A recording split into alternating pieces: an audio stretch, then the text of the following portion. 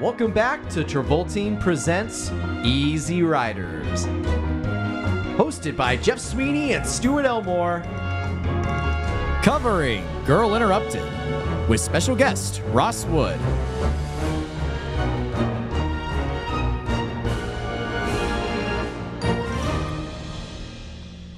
If you're alone and life is making you lonely, you can always go Travolting. Oh, son of a bitch. You did not let me know that was about to happen.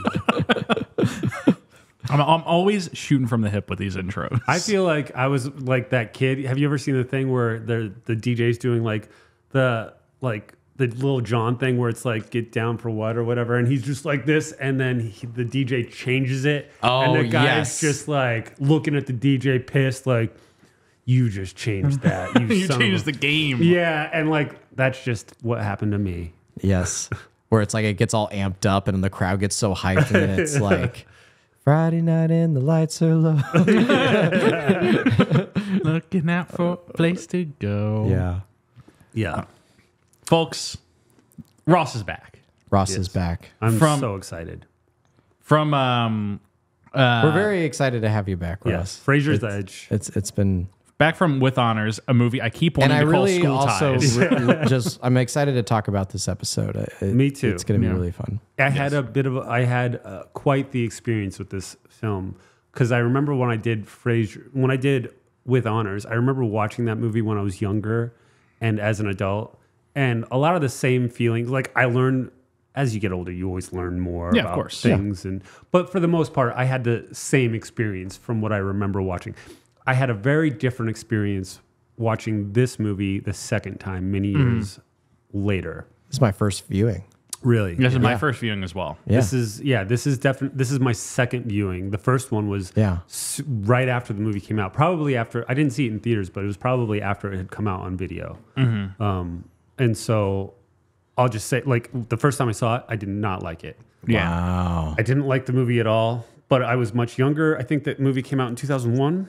99. Oh, wow. Way off. December 21st, 1999. So I probably saw it in 2000. Yeah. Whenever I watched, because it took much longer for movies to come out on DVD and video, VHS or whatever. Remember those days? Oh yeah. It took like almost a year. I feel like back in those days. Now you can rent Dune 2. Yeah, it's still in theaters. Yeah. But sorry, I cut you off. No, you're good. But I feel like this episode's gonna have a lot of interruptions. Oh yeah, because that's why we are Stuart here. Yeah, Stuart.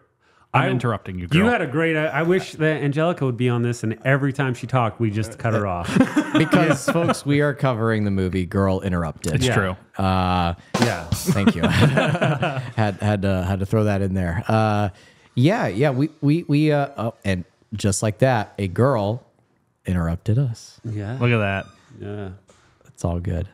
But, but it was a very different experience. And like I was telling Jeff before you had gotten here, it was a double feature for me yesterday. I had seen Dune 2, and then I watched Girl Interrupted. So. You watched Dune 2 and then Girl Interrupted. Oh, yeah. Very different experiences. I mean, in a way, Dune 2 is about a girl being interrupted. Yeah. I guess that's kind of true. Johnny's life is pretty fucked up by the end of that movie. Her life, I mean... It's a rough one, but it was a fun day. I had a lot of fun. Movie days are always fun for me. I don't get enough of them these days. I feel like I used to be very much like you guys. I was so obsessed with movies, and I loved movies, and I still do. I just feel like I'm always constantly busy. Exactly. I mean, Ross, I'm kind of in that same boat. I'm just like, dragged to continue this hobby. I love that you are. Yeah. I feel like I hope you're doing this for the next 50 years and I get invited back a few more times. Right. Yeah. In 50 years when Stuart and I are doing the Timothy Chalamet retrospective podcast. Oh, yeah. We talk about after he's been executed in World War IV. Oh, my God. We do it as a tribute. Well, okay. As any fans of this show who listen to it, and I hope as the years go on, it keeps growing. But one thing that I have stated in the past that I want you guys to do, and I really hope it happens one season, I really want the Eric Roberts season. Eric Roberts. It will my go God. 10 years. 10 years of just Eric Roberts content. There's so many things to have you would have to watch. It would go for 10 years, 200 movies. Yeah, one episode a some week. Great movies, some just dog shit movies, Stuart. and like everything in between. And then he's in The Dark Knight. It's been a while Yeah. since we did a heat check on how many movies Eric Roberts has done this year. I think we did this back in 2003, but we're going to check in on 2024 and see how many movies has Eric Roberts been in this year. And I'm going to read them off to you, and Stuart, I need you to count. Okay. All right, so 2024 Eric Roberts. Exposure. 1. Terror of the Soul. 2. Scars. 3. The Wrong Life Coach. 4. DJ. 5. Double Cross. 6. Trust and Love. 7. Amityville Bigfoot. 8. Aftermath. 9. The Epidemic. 10. The Fusion. 11. Sour Honey. 12. Brat 3. 13. Parole. 14. Cruise. 15. Kung Fu Slayers. 16. Tall, Dark, and Dangerous. 17. The Private Eye. Seance 18. Games. 19. Metaxu. 20. And now I Lay 21. Me Down. The Laundress. Master. I'm Once losing it. Upon a Time in Hollyweird. The Company We Keep. What is happening? Snow White and the Seven Samurai. Bagel tear. Intent Unknown, Team of Two, Woke, Dark Gallifrey, Darkness of Man, Mr. Pettigrew, Dead Community Guild, Fire Rises, Ojai, Insane Like Me, Arena Wars, Mr. Blue Shirt, The Inspiration, Rice Girl, My Redneck Neighbor 2, Seeking the King, The Firing Squad, Sallywood, The Depths, Devil's Night, Very Frightening Tales, Protocol 7, Sleuth Hound, Screwball, Spawns, and Girl with a Deadly Past.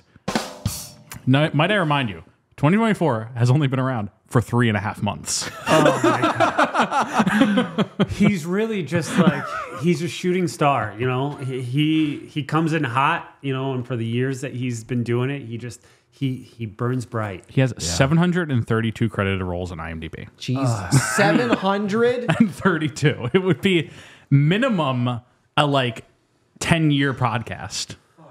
Oh man, I would just love to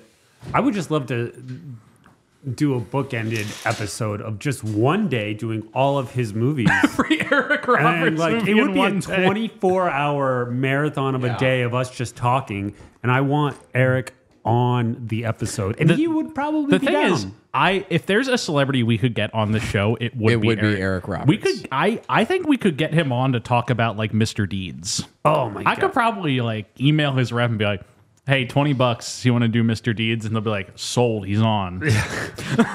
I mean, and Does he need that much money? Does he have a gambling problem? I don't is that think what he- it is? I don't think that it is. He had like a lot of substance issues, and he got out of them. It's just like, I just want to work. yeah. All the time. I think, yeah, there's just something in him. He wants to work all the time. And like, there are things about him, like, I really love his acting sometimes. And I think he's actually got like, you know, sometimes you've got like Jeff Goldblum, who, you know, when you see Jeff Goldblum in a movie, it's Jeff Goldblum, but you still enjoy watching the movie, you know, even though, you know, he's going to play himself. Yeah. It's the same way with Eric Roberts. Like, he kind of has his own isms, Yes. but Yeah. like he is watchable, and he, I think, is dedicated, and it doesn't matter how dog shit the thing is, he's gonna like believe it, and he's gonna do it, and he's gonna give it everything he's got, and he doesn't care how the movie is. I think he just cares about his own job in the movie. I want the Joker. From one professional to another. If you're trying to scare somebody, pick a better spot. From this height, fall wouldn't kill me. I'm counting on it. That's me when we try and do an Eric Roberts show. I just jump off a building 250 episodes No, in. I'm saying just one 24-hour episode, just 24 hours nonstop. Like, 24 hours. Okay, Who wait. would break first, Jeff? You. Yeah. It would be you. Yeah. and if that episode ever happens, I must be on it. Yeah. We'll get you on. Yeah, because I mean, even if you only give me an hour slot, you have all your guests on at some point. I need to be there. I've done the calculation. If we were to do every single Eric Roberts thing in one day, we would have to spend 1 minute and like 55 seconds per project. Oh, That's how long it would take us. We would have to summarize every single project in under 2 minutes and then move on to the next one. That almost sounds kind of fun. Yeah. But to do it for 24 hours, Oh, Sweaty, like bloodshot eyes. yeah. We're not here to talk about Eric Roberts. Yeah, I know. I'm sorry. I really No, that was took us- perfect. We had to make that digression. I just wanted to like set it up for future, so when it hopefully happens. Oh, who is that? Checks. Hey, and we're back. Hey, we're back in checks. That was good. That was good, Stuart. I like what you did there. Thank you. Oh my God, he's having too much fun. So today, much folks. more like Stuff. special Sound effects, happening going on this time. But all right, so here's my impressions of the first time I watched it to the second Yes. time I watched it. The first time I watched it, I didn't enjoy it. I remember it was so long ago and I was so much younger. I just remember I was not into it very much.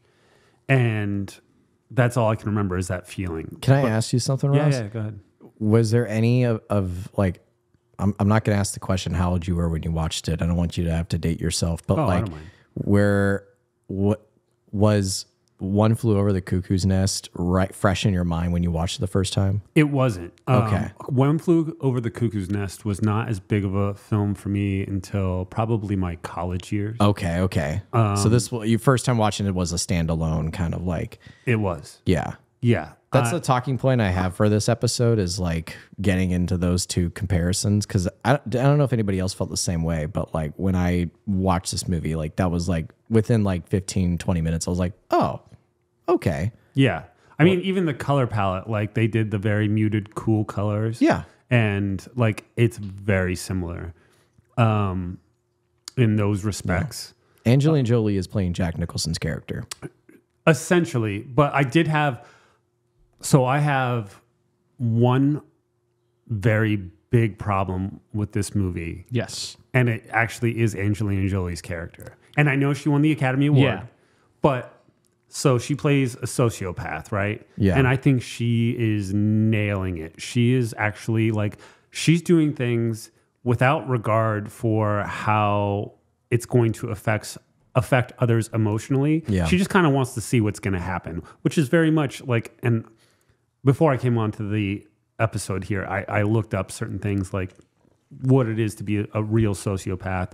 I looked it up, the Rotten Tomatoes reviews. I looked up a bunch of stuff. But so I think she's nailing the sociopath character. And I think she is I think they do a really good job. Like, you like her. The reason you like her isn't because she's a good person. Yeah. You like her because she is just honest and she does and says the things that you want to say, but because you care about others and how they feel and how they go throughout their day, you don't say those things. Yeah. And it's incredibly like it's just like, man, I wish I could be that free and march to the beat of my own drum. And you get that feeling with her a lot throughout the whole thing. Yeah. And then at the very, very, very end, all that gets washed away. And it's just bullshit because then she starts crying and having empathy and saying that she's not cold and not, well, and I'm just like, well, that's not what a sociopath is then. Yeah. You're not a sociopath. And I get that they're trying to make some emotional sort of connection to the character. So we have some sort of empathy for her, but you're not supposed to. If you're a sociopath, you're not supposed to have empathy or feel what she feels because that's just not natural. And I feel like there should have been a disconnect and they should have just felt comfortable. And again, I had never read the book. Yeah. I don't know what the book, how it ends or what it's like or what they do in the book or how it, like any of that. But in terms of realism, if I'm going to go on this journey, Yeah. and the journey is definitely Winona Ryder's journey. Yeah. It's all about her. And she's just drawn to this very, magnetic character. So Personality. that's why she's such a big part of it is Angelina Jolie's character. But at the same time, I feel like they fucked it up. And I feel like if the Academy actually really cared about certain things like that, they would be like, okay, it's really not the best supporting actress because she really didn't nail what it meant. She was nailing it. Yeah. And then, but all that work was taken away at the end for me. Yeah. Maybe, well, yeah, we'll get to that because I actually have comments on that as well. But before we dig super into that, Jeff, do you have because this is probably a monumental moment in Winona's story in terms of where we've come from and where she's heading from here. So I do really quick want to say that, Ross, I had some similar issues to you where I feel like this movie doesn't really put much work into like establishing these characters as anything more than their conditions to them by at the end of the movie when it asks you to see them as these people. It's hard to make that connection because like you're like, oh, well, Mr. Mangold, sir, you didn't really put the work in for the first and I want to say I do like this movie overall, but I'm like, you didn't put that much work in for the first hour and a half to be able to pull this rug switch on me at the end. I think a perfect example of that is Elizabeth Moss's character, who's somebody who like if she had a personality past that she feels bad about her face, I never got that. Yeah. Well, like, do we get anything of like, what's her favorite color? What kind of hobbies does she have? Like, who is she as a person? Who is she as a person? It's like every scene with her. And again, like strong character and like the beats that she's supposed to land for the audience and Winona lands because of, again, like what the purpose Winona serves. But again, it's all just like, yeah, she burned her face and now she's sad about it. Like, and well, I don't really get any more than that. So to that point, I definitely agree. Yeah. To build, and we'll loop back to this all at the end, but Ross, to build off of what you were just saying, like with like how we're led to Winona, Angelina Jolie, like being brutally honest throughout the whole movie, and that's like her sociopathy. And then the end of the movie, the lesson Winona learns is she has to be that honest about people to herself and write in her book. But then when they all find the book, they're offended by what they see in the book. And then she's like, no, they were just words I was writing. And they're like, well, maybe it gets to a very muddled point with what it's trying to say about it. Yeah. It's like, okay, so is the message here that Winona learned from Angelina Jolie? Is that she rejected Angelina? I don't really know what you're trying to tell me. Yeah. Well, I think I agree with everything you're saying. And then, but I don't expect when you have a story like this with so many different characters, you're not going to be able to get into, you've got a 2-hour, maybe 3-hour runtime if you're lucky on a film. So you can't give like every character all of the information. So you give like these little vignettes and little bits of information on them, and you hope the audience fills in the blank, and then you just keep it with your main character and maybe a couple of other characters. And that's fine. But there were, like you said, like there were just so many times where, especially at the end, I just didn't feel like it was earned.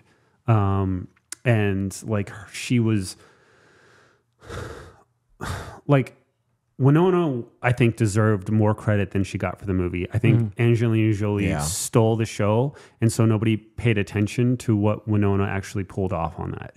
Like, she was a person who was dealing with, she had borderline personality disorder, and she, I think, did a good job of kind of doing, and actually, I want to credit the editor for kind of doing a good job of feeling like uneasy or like just confused. Like you're in her position, you're confused. I think the editor did a phenomenal job with what they were given to put us in her point of view.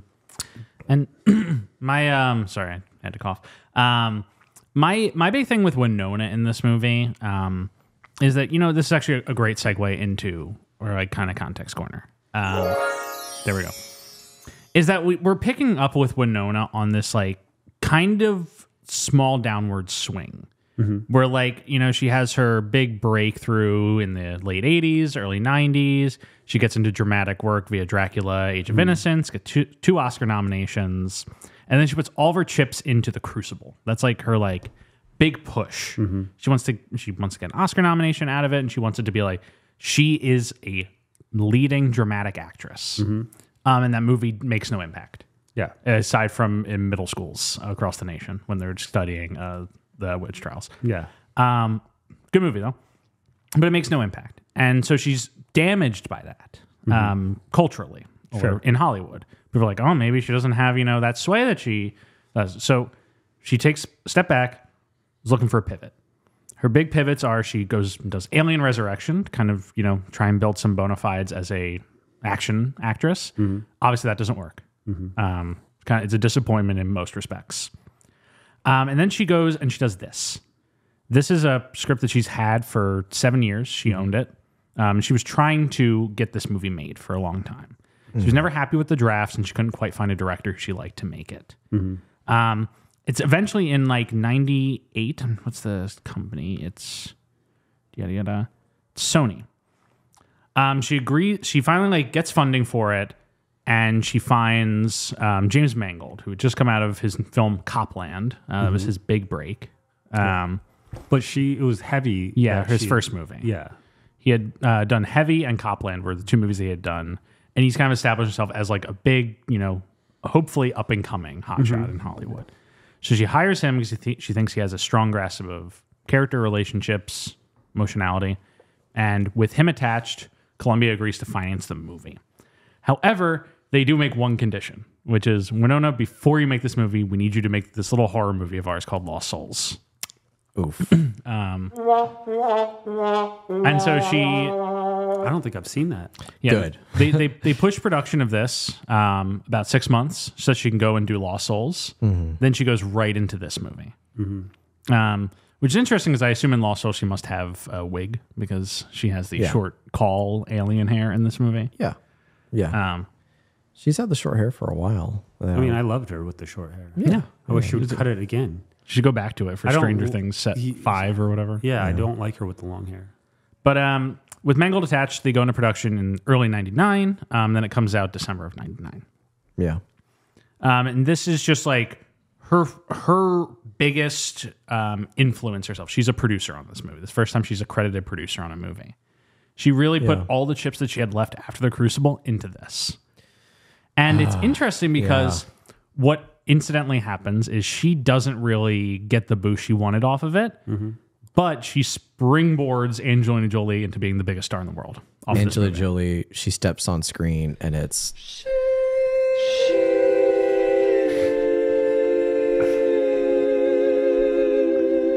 What is this? Yeah, what is that?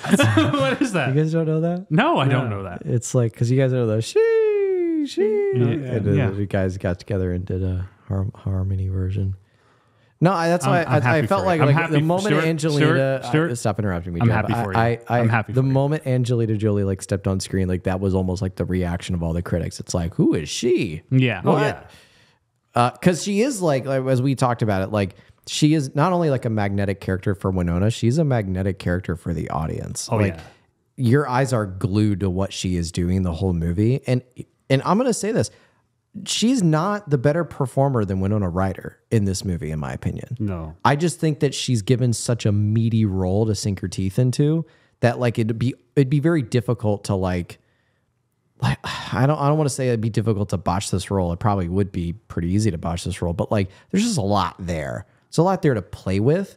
When Nona's taking on a very technical role, like she has to be very pinpoint and precise and exact on the mannerisms of her character to see her progress throughout the movie. Whereas like Angelina Jolie's playing this like chaoticness that is almost like you don't have to have an aim for it per se, which is where I think you kind of come in, Ross, with it, the ending not being so good, because that's where it's like you try to give a chaotic character some order and that it's too juxtaposed for us to kind of like get into it. Well, yeah, like I wouldn't even say she has the meteor role. I think she just has the That's probably I more agree. magnetic role. Like that's a better way to describe it. Yeah, she is magnetic. She is honest when she's on set. Like when she's on, she will say things to characters with disregard for. I mean, look what she did with Brittany Murphy's character. Yeah. Like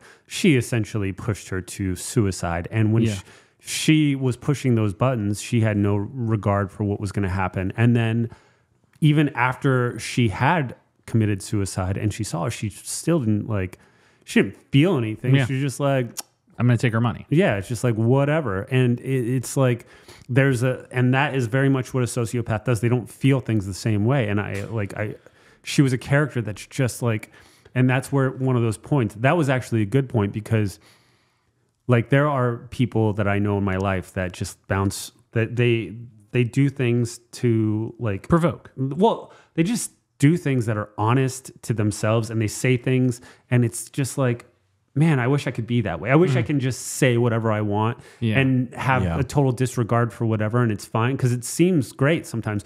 But then at a certain point, and in the movie they do a good job of showing that point when Brittany Murphy commits suicide, that like it can go too far. When it does go too far, and you're there like Winona Ryder, we're Winona Ryder throughout the entire movie, because we're always seeing through things through her point of view. When we watch her just experience that moment and experience the disconnect, that this person that she thought was just like so great. Yeah. She thought like everything's great for this girl. Yeah. Like she's just honest about life and who she is and everything. And it just seems like that's the way to be.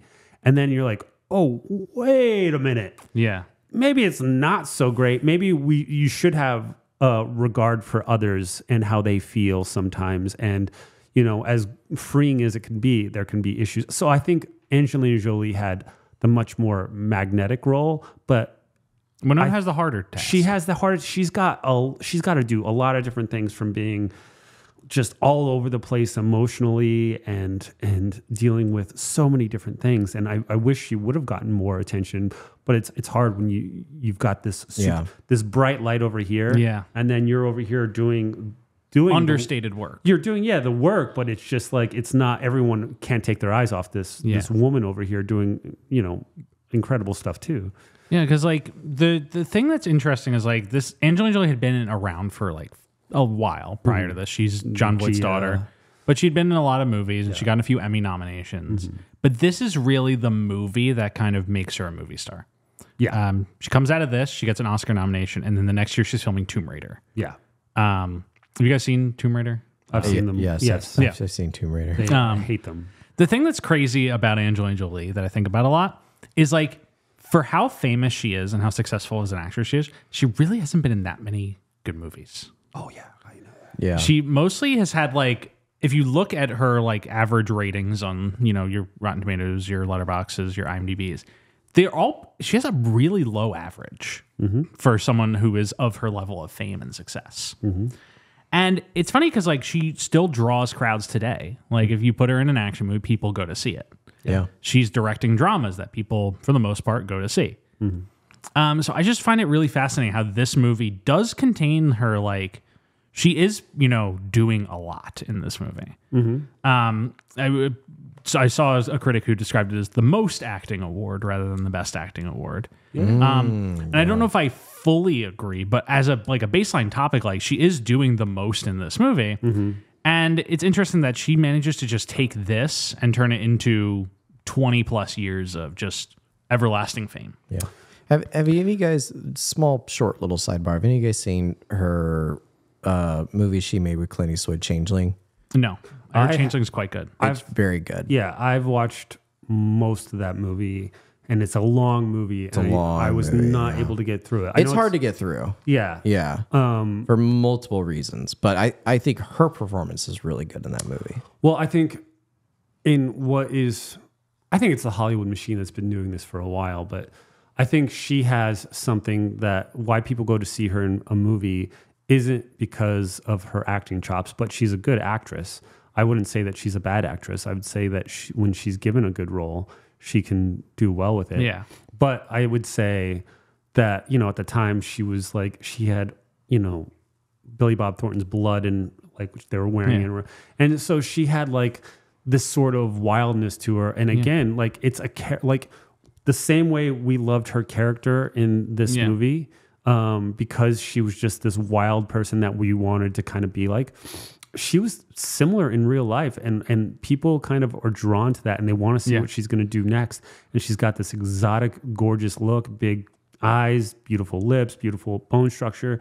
She's gorgeous, but also just crazy, and you're just like want to see just a natural like movie star charisma. Yeah, and I think that really is what draws people to her too. You know, it's not, and I'm not like saying that she's a Angelina Jolie. You know, if you ever watch this down the road or listen to it, you know, I'm saying you're a very good actress. I'm just saying though, but there's the other factors that bring people There's in. a disconnect between the success and the quality that can be explained by like just that natural like movie star charisma of someone who's just like, she pops up and it's not like she was in Eternals a few years ago. Right. I remember Eternals. I never even watched it. That's the last movie she was in, unless you count Kung Fu Panda. Yeah. No shit, really? Yeah. Oh, well, Is she not doing shit anymore? Not really. She just She's a directs mom. movies. Yeah, she she's directs a- movies and she has kids. Yeah.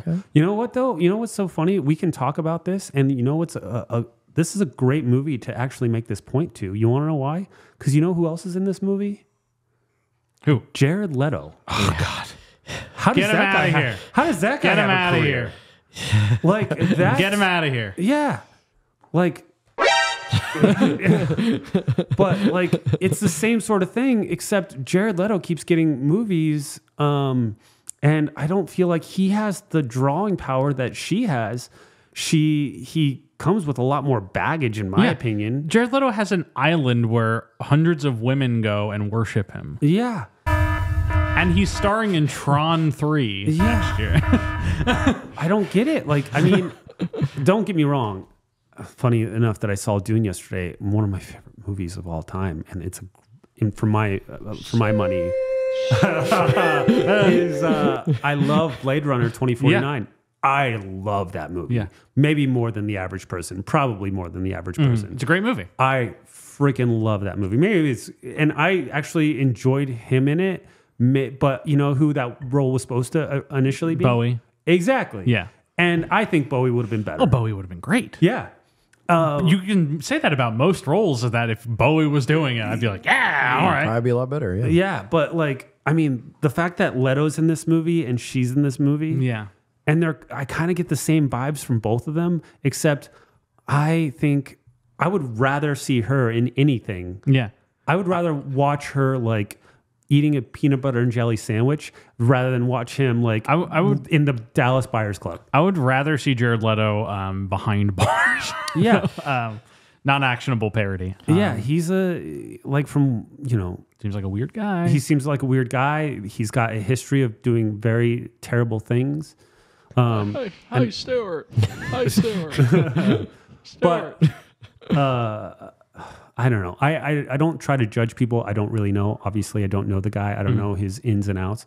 But when you have a history that spans this many decades, and People have bad stories. yeah, it's hard to ignore. You know, Yeah. you can only ignore things for so long unless you're Harvey Weinstein. Then it's like decades. Thankfully, he is very minimal in this movie. Yes. He has essentially like two sequences. Yeah. Yeah. Because for the most part, this movie is almost entirely set within the women's ward. Yeah. At this mental institution, which filmed in Harrisburg. They use the Harrisburg State Hospital. Shout out Pennsylvania, home state. Yeah. But this was a very hot ticket when it starts rolling into production. A lot of actresses try out for it. Obviously, everyone you see in the movie tried out for it. Yeah. Parker Posey turned down the role of Lisa before Angelina Jolie is cast. Christina Ricci, Reese Witherspoon, Katie Holmes, Kate Hudson, Rose McGowan. These are all people who are circling this project before they finally settle in on the cast that they settle with. Yeah. And I like the cast. It's a great cast. And a lot of the conversation, like in the gossip rags, is kind of the idea that, like, oh, they're making a female One Flew Over the Cuckoo's Nest. Sure. Which is not quite what this is. It's definitely seeing not. as this is based on a book that is not One Flew Over the Cuckoo's Nest, and is based on a autobiography. The Susanna Kaysen is a real person who Winona's playing. She's a real person who went through a situation like this. Yeah. But regardless, like, just the subject matter itself kind of lends that topic of like, oh, this is a big thing that's going to come out. I almost interpreted it as the anti One Flew Over the Cuckoo's Nest because This is about how the institution's succeeding. Exactly. Yeah. And that's that. I guess like I didn't know if we were going to land that point in the middle of the plot or now, but like, yeah, that's literally as I was watching this movie, it's like, yeah, like Angelina Jolie's playing like the Jack Nicholson role, but like in the bad guy kind of way. Yeah. Yeah. Where it's like, this is like if the viewpoint is no, like those kinds of folks are not good for people. Like at least people who are trying to get better. Well, in those situations. yeah, with the exception of one actor in the movie, which was what's his name? He played Red on that 70s show. Oh God. Kurtwood. Yeah. Kurtwood. I know who you're talking about. But with the the angry dad. Yeah. So He plays an angry dad in a lot of movies. yeah, with the exception of him, and I don't even think he was necessarily bad because he had told her like the issues that she had. I think he wasn't examining everything in her life. I think he was just kind of examining himself, or her. Kurtwood Smith, by the way. Kurtwood Smith, yeah. But like Vanessa Redgrave, not a bad person. She is, she brings this gravitas to the role of like the psychiatrist who's trying to help. Whoopi Goldberg's character. Whoopi Goldberg, and I really wanted to get to this. So she should have been nominated for an Academy Award just for the first seconds that you see her. She brings the second you see her, she brings a gravitas to it. She is quiet, but you feel very comforted by her. She barely does. She doesn't need to be doing a whole bunch of things. She does like a little facial movement, like while she's sitting on a chair, like doing the intake with her. She doesn't do much, but she doesn't need to do much to establish her character as being motherly, as being an authoritative figure, but also somebody that you completely trust right from the get-go. And she does it with the littlest amount of work possible. She does not need, and I was just like, before she became a political commentator, which I wish she never would have done, Yeah. I think she just had this.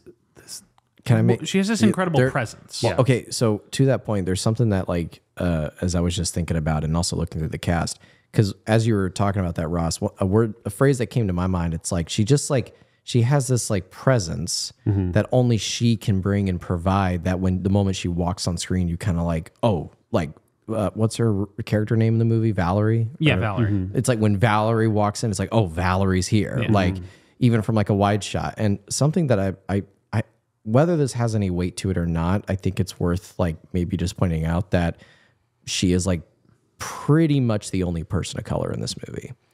Yeah. And I'm only saying that in the sense that like there's something when, as I just said, like when she steps on screen, you feel immediately like something's different about their personality, like their character that seems trustworthy, seems like they really are just trying to do like the best for you, as opposed to the other therapists and folks in the facility who you're not quite sure of just yet, if they're out for only like good things for you. Whoopi just has this cultural tale to her that is just inherently trustworthy. It's absolutely. Like, and when Tom Hanks pops up in a movie, you're inherently like trusting of that character. Except for Elvis. Except for Elvis, yeah. right. But she has that same kind of effect. Yeah. And also to your point about like her being the only person of color in this movie, that's an interesting like kind of undertow to this whole movie that doesn't really delve into too much, but just like the fact that she is one scene. There's the one scene that deals with it, where she is the one, person of color who has to help all these people in a country that doesn't really respect her in the same way. And the movie never really delves into too much, but Whoopi being like it's funny saying Whoopi being like Whoopi being the naturally gifted performer that she is able to layer that stuff in a way that I think some of the other performers in this movie don't really find the in. Like Whoopi is able to bring right into herself. She feels like a wholly realized character, like full bodied, in a way that some of these people where it's like, okay, you're like, I don't know anything about this person, and this performer is just playing that tick. Yeah. They're not playing like a fully realized person who has this tick. Yeah. They're just playing the tick. Yeah. I think, it's the same thing that Robin Williams was great at. Like, Yeah. I think the comedians have this natural ability to be honest in a way that other people can't. And I think that she gave a very honest portrayal, but also like she was very tender. She wasn't going for jokes, but and laughs. She just wanted to give this character respect. And like you were saying, there was a lot of characters, or you were saying it, Stuart, there was a lot of characters where like you didn't really get much about them. Like they would say what their issues were, but without like real. And it was the same way with Whoopi. You didn't get much up until the scene where she talked. Like you get little things where she's got 2 kids at home and they watch her, Yeah. But you immediately place her based off of those moments that she has, the gravitas she has, the way she presents herself. Like she doesn't slouch. She's very much like she's commands the room, even though she's probably not she's not the highest paid person in the room. If the doctors are in the room or whatever, for some reason you're just drawn to her more because you believe what she's going to tell you is the truth and it's what's best. And I thought Whoopi was a gem, and the fact that she got overlooked also is just crazy to me because with the limited amount of stuff that she had, I was like, bro. Yeah. Whoopi, dude. Like, yeah, she did great in that. And I really loved everything she did in that movie. Do we want to delve right into the plot and like kind of start from the beginning and hit these points on the way? Can I pee? Yes, you can be. Okay. Absolutely. All right, you guys can. Yeah.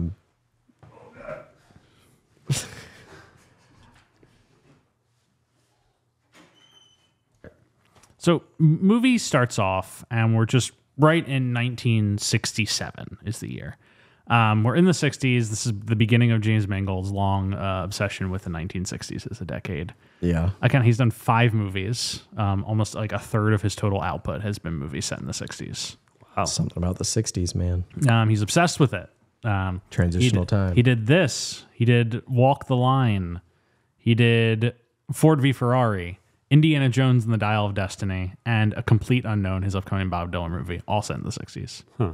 Also, little known fact, 310 to Yuma was also set in the 60s. 60s, but You used to know that. just in a real backwoods Yeah, part of exactly. Yeah. the country. The Wolverine, weird.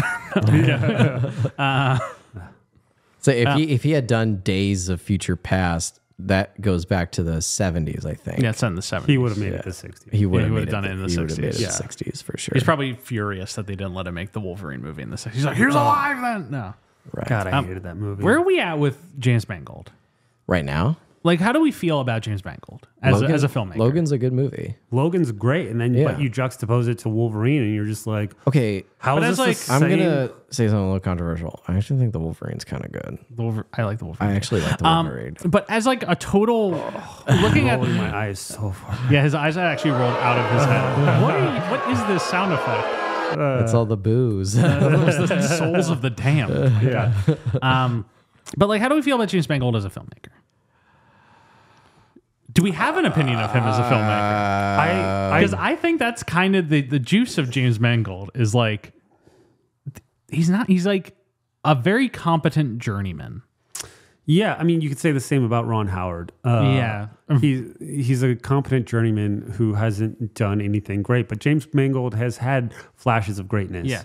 And so is Ron Howard. Yeah, like like- Apollo 11 or Apollo 13 is great. Like the thing I felt about this movie, and a lot that I feel a lot of James Mangold's output, and like I do like Logan a lot. Yeah, it's great. I think Ford v Ferrari's a lot of fun. Yeah. I did 310 not- to Yuma. Did not like Dial of Destiny. I will say that. Dial of Destiny. Okay, I hated the Crystal Skull? Kingdom of the Crystal Skull. But I actually liked Dial of Destiny until the very end. Again, I don't know. I know endings are very hard. Yeah. Endings are really hard. But I hated the ending. I wish they would do more practical effects. There's still a lot of CG. And I didn't think... I don't know. Like the beginning, de-aging was okay. It was fine. Yeah. But like, I don't know. The end pissed me off a lot. Okay. So, the thing about the coolest thing I can ever say is that I like Kingdom of the Crystals and Dial of Destiny. I think they're both pretty fun. But the thing I feel about this movie, I feel about Dial of Destiny, I feel about most of James Mangold's output is that it's like a quintessential solid movie. Mm-hmm. He makes quintessentially solid movies. Like, they're competently directed, well acted, sturdy but basic screenplays. Mm-hmm. Like, all of his movies, you've seen a better version of his movies, but you've also seen a worse one. Oh my God. There's actually a very funny, do you remember the Oscars the year that Walk the Line came out? Vaguely. So somebody had made a joke to at the Oscars. I remember because I would watch the Oscars a lot back then, not so much anymore. But they made a joke that it was a sequel to Ray. It was like the white sequel to Ray because it had just come out the year after. So yeah, it's very similar to all of his movies. You watch them and you're like, this is solid. This is competently made. Like, a guy who cares put work into this. Mm-hmm. I've seen the better version of this movie, but like, I've also seen the worst version of this movie, and like, this is like a solid middle of the road kind of thing that he produces. Yeah, it's like, to me, that's his output. Mm-hmm. And like, sometimes he's made things that are better, and sometimes he made things that are worse. He's made great movies and bad movies, but like, he's a middle of the road kind of guy. Yeah. Yeah. It's not like, a Spielberg or something where like, when you expect greatness and then you have to settle with like it Ready being, Player One, it's pretty good. The Or it's BFG. bad. Yeah. Whereas like James Mangold, you expect like solid, and you sometimes get greatness. And you sometimes get Logan. Yeah. Yeah. I mean, I think that that's why he's like a studio man. Like, studios probably love him because he is solid. But Spielberg also has the clout that he can do whatever the hell he course. wants. I don't know what sort of clout Mangold really has. He's a big one for them, one for me filmmaker. Is he? Yeah, like you look at his output, and it's almost like you back and forth. 'Cause it's like he's doing a Bob Dylan biopic he's very passionate about right now. Sure. Just did Indiana Jones 5. Yeah. Then did Ford v Ferrari, which is very passionate. Yeah. Then did 2 Wolverine movies. I mean, Logan was great though. Logan is great. Yeah. And I'm not trying to discredit that Logan is great. Yeah. It's just like, we have to look at the career besides Logan.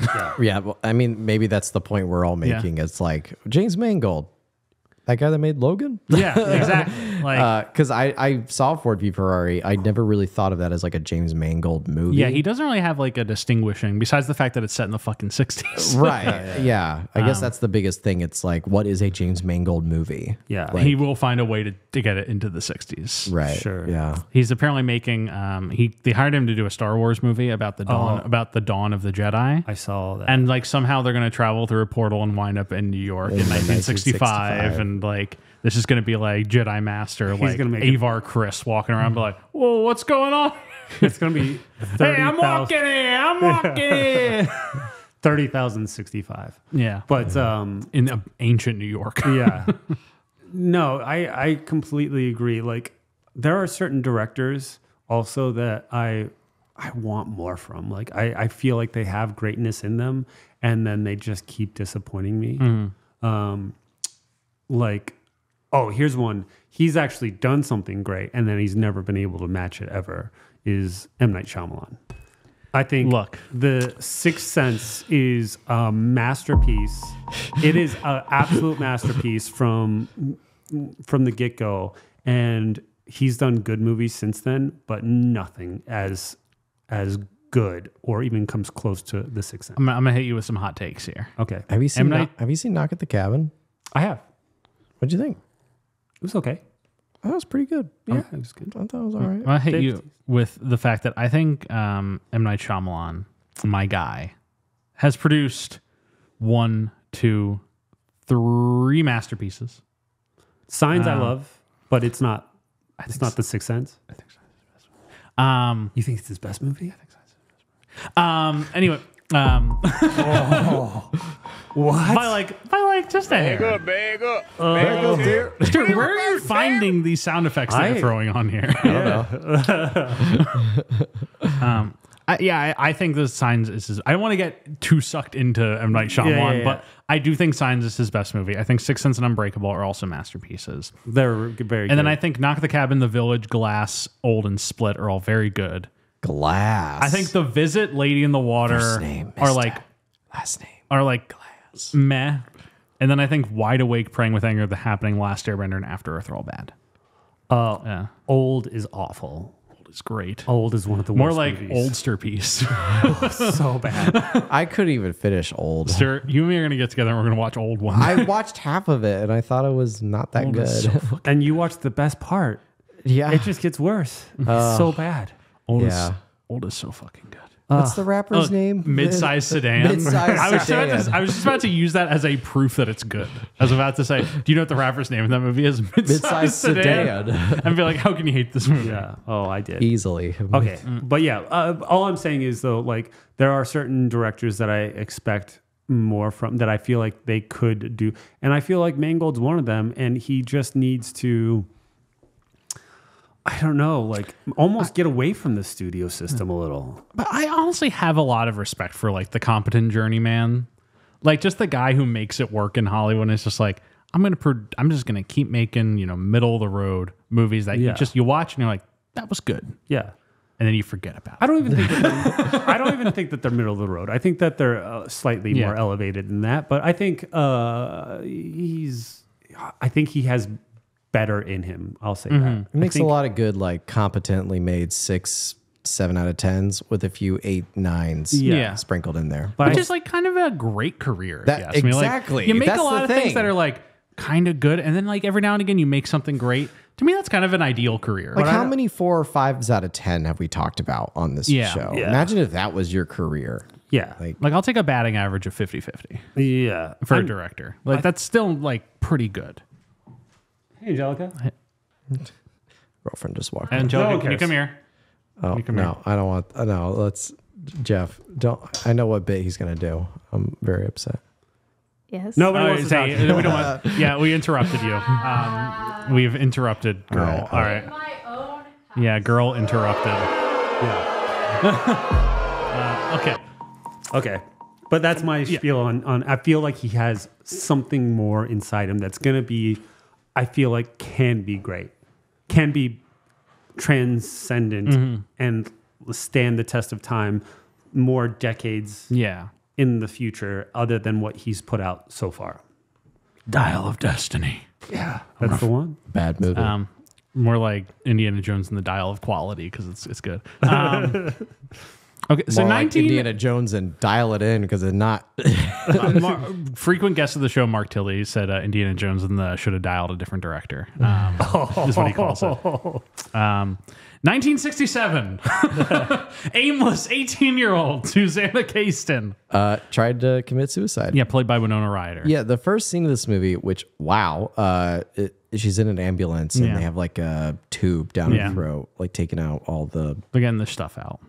because she overdosed on aspirin And vodka. And she took a vodka. bunch of aspirins with like a long swig of vodka. and she's saying that she just did it to get rid of her headache. Yeah. Yeah, So her parents send her to Claymore, the psychiatric hospital. that scene's so interesting when she is getting talked to by Kurtwood Smith because they're sitting down. And they're like, "So, like, why did you tried to kill yourself?" It's like, I just had a headache. I was trying to like get rid of the headache. And they're like, and the editing, you just said earlier, Ross, the editing of the movie. I love how like the first half of this movie, it really puts us in her shoes of how like disjolted her mind is. How like, and the cut points are so beautifully placed. How she'll look in a direction and it's like it's a what's the terminology for it? But like the cutaways of when she looks at something and it cuts away to like Like a match cut? Like it's not a match cut. It's just like if she looks to the right and the Then camera the angle camera cuts moves, yeah. over to like where the direction you would think she would be looking, and then it's like her old high school. similar to like how Scott Pilgrim versus the World. Like, Yeah. everything how they cut that movie. Exactly. And so like I don't know if I would interpret that as like hallucinations or just like ways to organically feed backstory and like stuff. But to me, it was almost like it is hallucination because then it cuts back to it, and she's like kind of like spaced out. Yeah. And so, and that's like a good, like mechanical thread of the movie that slowly disappears over time because she is recovering and she's able to like ground herself in reality more. So beginning of the movie, it like does this a lot where she's like in one space and then it cuts to another very seamlessly, but you then like, oh yeah, we're back when she was in high school. Because she's a recently graduated, decided not to go to college, and we're back in the house and she's talking to Kurtwood Smith. And he's like, I just have headaches and I get lost sometimes, or I go to places. And She was also huffing a lot of spice at the time. So that's my last dude. I'm not going to do anymore. Enough of that. Enough of that. That's good. You like it, Joe. Enough of it. I know you like it. That I like. I do like that one. And so then he's like, yeah, we're going to call you a cab and we're going to take you to Claymore. And like, why don't my mom just take me? It's like, it's better if you just go on your own. Yeah. And when she walks out, she sees her mom waiting in the car. Yeah, waiting in a car across the street, and there's a taxi that pulls up, driven by Monty. Oh, I hated that too. You fucking hated Monty. No, I didn't hate Monty at the first part. I hated Monty Folks, at the it's end. official. Ross Wood hates Monty. Oh my God. The end when Monty's like, she's better. And now Monty's like all put together. And it's just like, all right. Come on, dude. I'm like, you didn't have to do that. Like, I get the world's better now, and even Monty's better, and like, it's not so like they added a little bit of warmth to the like film and stuff at the end, and they wanted to seem like she was healed, but I didn't think that was. She should have gotten in the cab and saw Monty's name, but then it's a different guy driving. She's like, "What happened to Monty?" And they're like, "Oh, he got drafted and got killed." And It could have been anything else. And but on Hill like, 364, it was a little on the nose. I mean, it was the '90s, but like it was just a bit much. Yeah. But then she's in the cab going to Claymore, and Monty asks, the first thing I'm thinking like through all this is like, it's clear how locked in Winona is. oh my God, yeah. Because like we've watched some movies where like your boys and How to Make an American Quilt and whatnot, where like she's good in them, but like she's not locked in necessarily. Right, yeah. In this, you can tell that passion that she has as a producer for this movie and as the person who's shepherding this into production. Like you can feel that immediately in her performance on screen. Like she clearly put a lot of time into transforming herself into this character. As understated as this performance is, for the most part, I feel like you can feel the work that she put into it. Yeah. Because I was going to draw a comparison between her performance in this and a movie we talked about a few weeks ago, How to Make an American Quilt. And that they're both movies where like she has to play the central grounding role that's less like showy than anyone else in the movie. Yeah. And thereby, when you watch the movie, like she's kind of I don't want to say the least compelling performance because it's not true, but like she's the least like catch your attention part of the movie. Yeah. And we talked about How to Make an American Quilt, that like that's not really like that's more of a fault of the movie if that does damage like your perception of her performance than that is of Winona, because she's putting great work into this, and you just keep getting distracted by these more exciting things that are happening and ignoring like the central like work that she has to put into being the anchor of this movie. This is where I think James Mangold failed her a little bit here. Like I think, and again, this is with me saying I've never read the book. Yeah. I don't know what actually happened in this woman's life and with these characters or how the book's written, but I would have at least changed. So at the end, when Angelina Jolie is having her emotional breakdown, you totally stole that from Winona. Winona's going through this whole big thing, and the whole point is to grow with Winona and to grow through her hard times and realizing some of her own issues through watching others. Yeah. And Angelina Jolie, her character is the biggest one that she's really drawn to.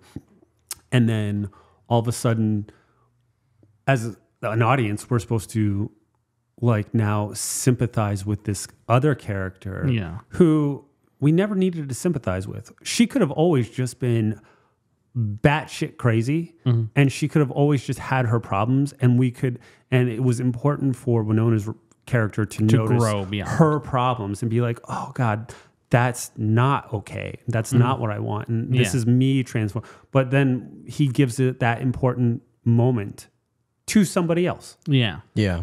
I think that was a big mistake.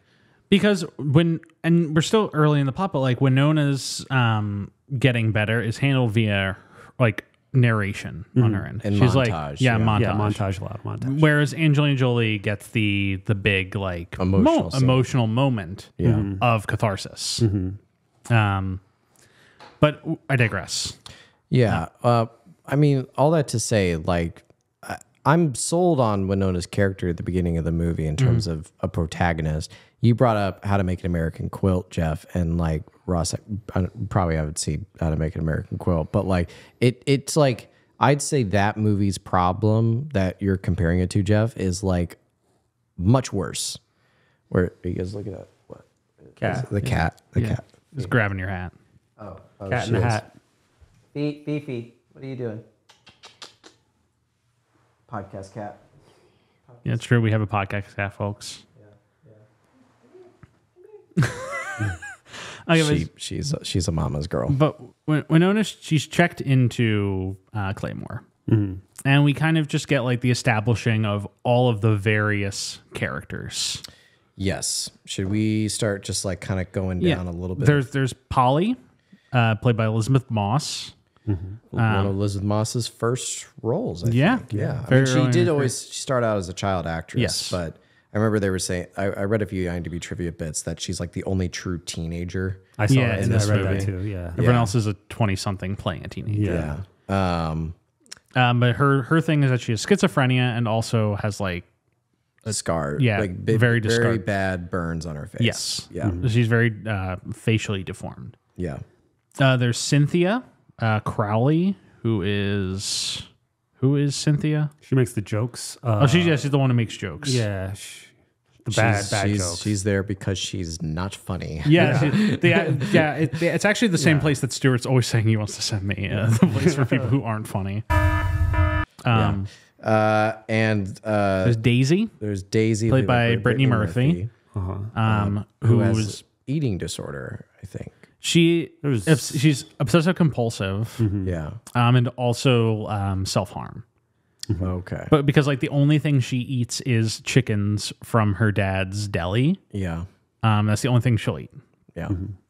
And then there's Georgina, who is Winona's roommate. Yeah. Clea Duvall.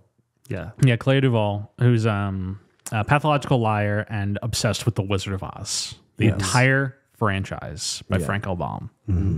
If you try and tell her, "Hey, is that the Wizard of Oz?" she'll say, "No, it's the Scarecrow of Oz, the 7th book in the saga." Yeah. Thank you very much. She knows all of them.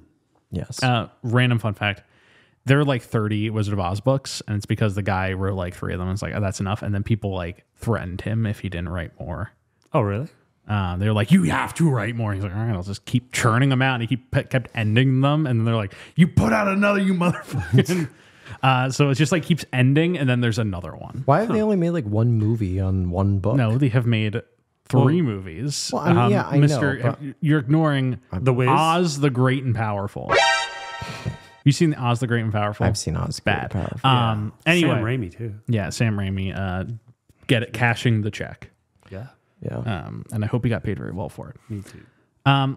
But yeah, Georgina, she loves the Wizard of Oz, and it makes a very fun connection with the Wizard of Oz at the end of the movie.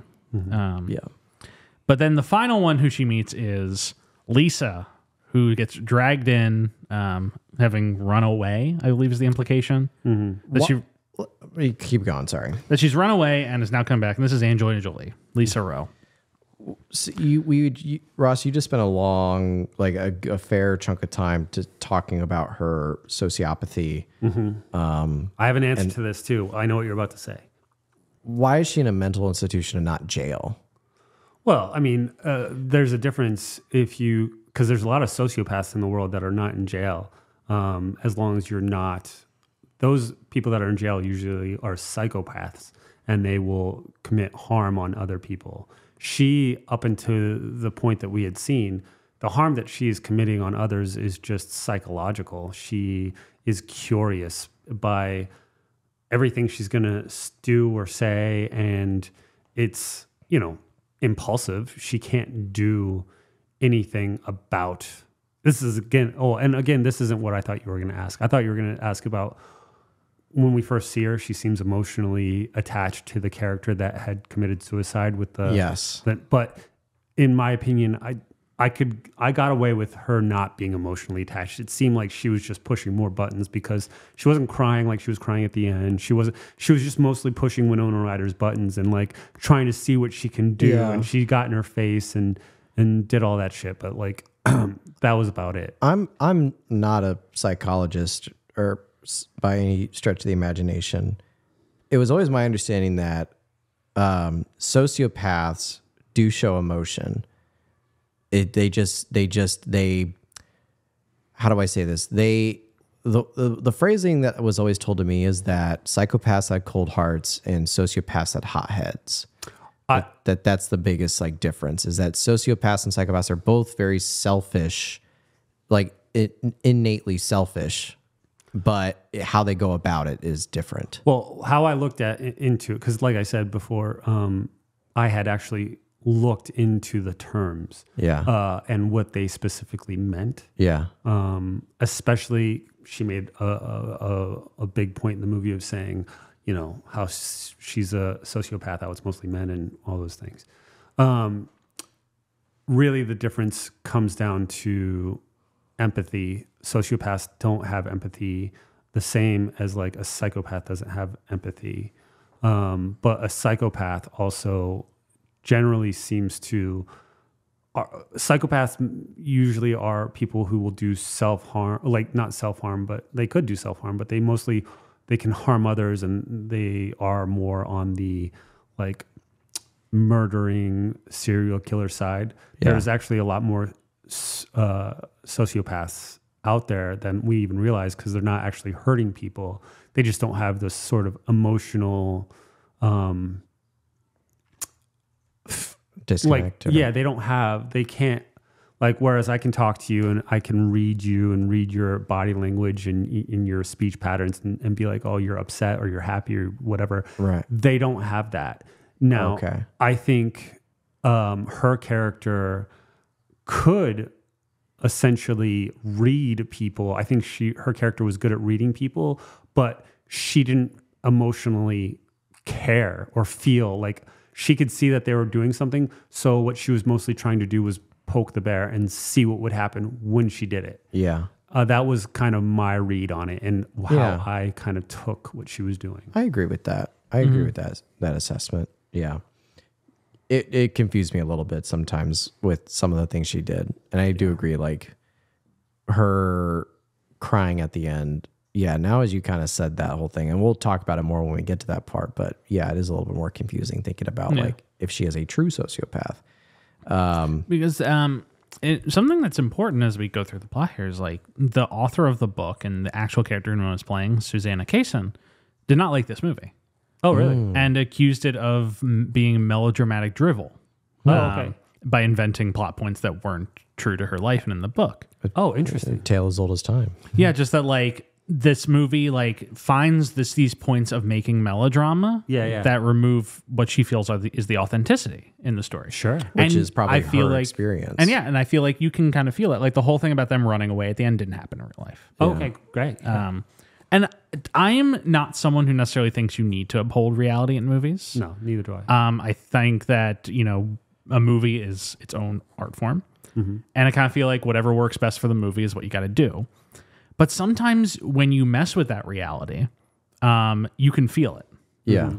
And so you watch this movie and like what we're talking about, and I think the root of all the problems that we do intermittently have with this movie are that there's just this sense of unreality and inauthenticity to some of it. Mm-hmm. Mm-hmm. You're just like, oh, this is happening because that's how the movie needs us to go.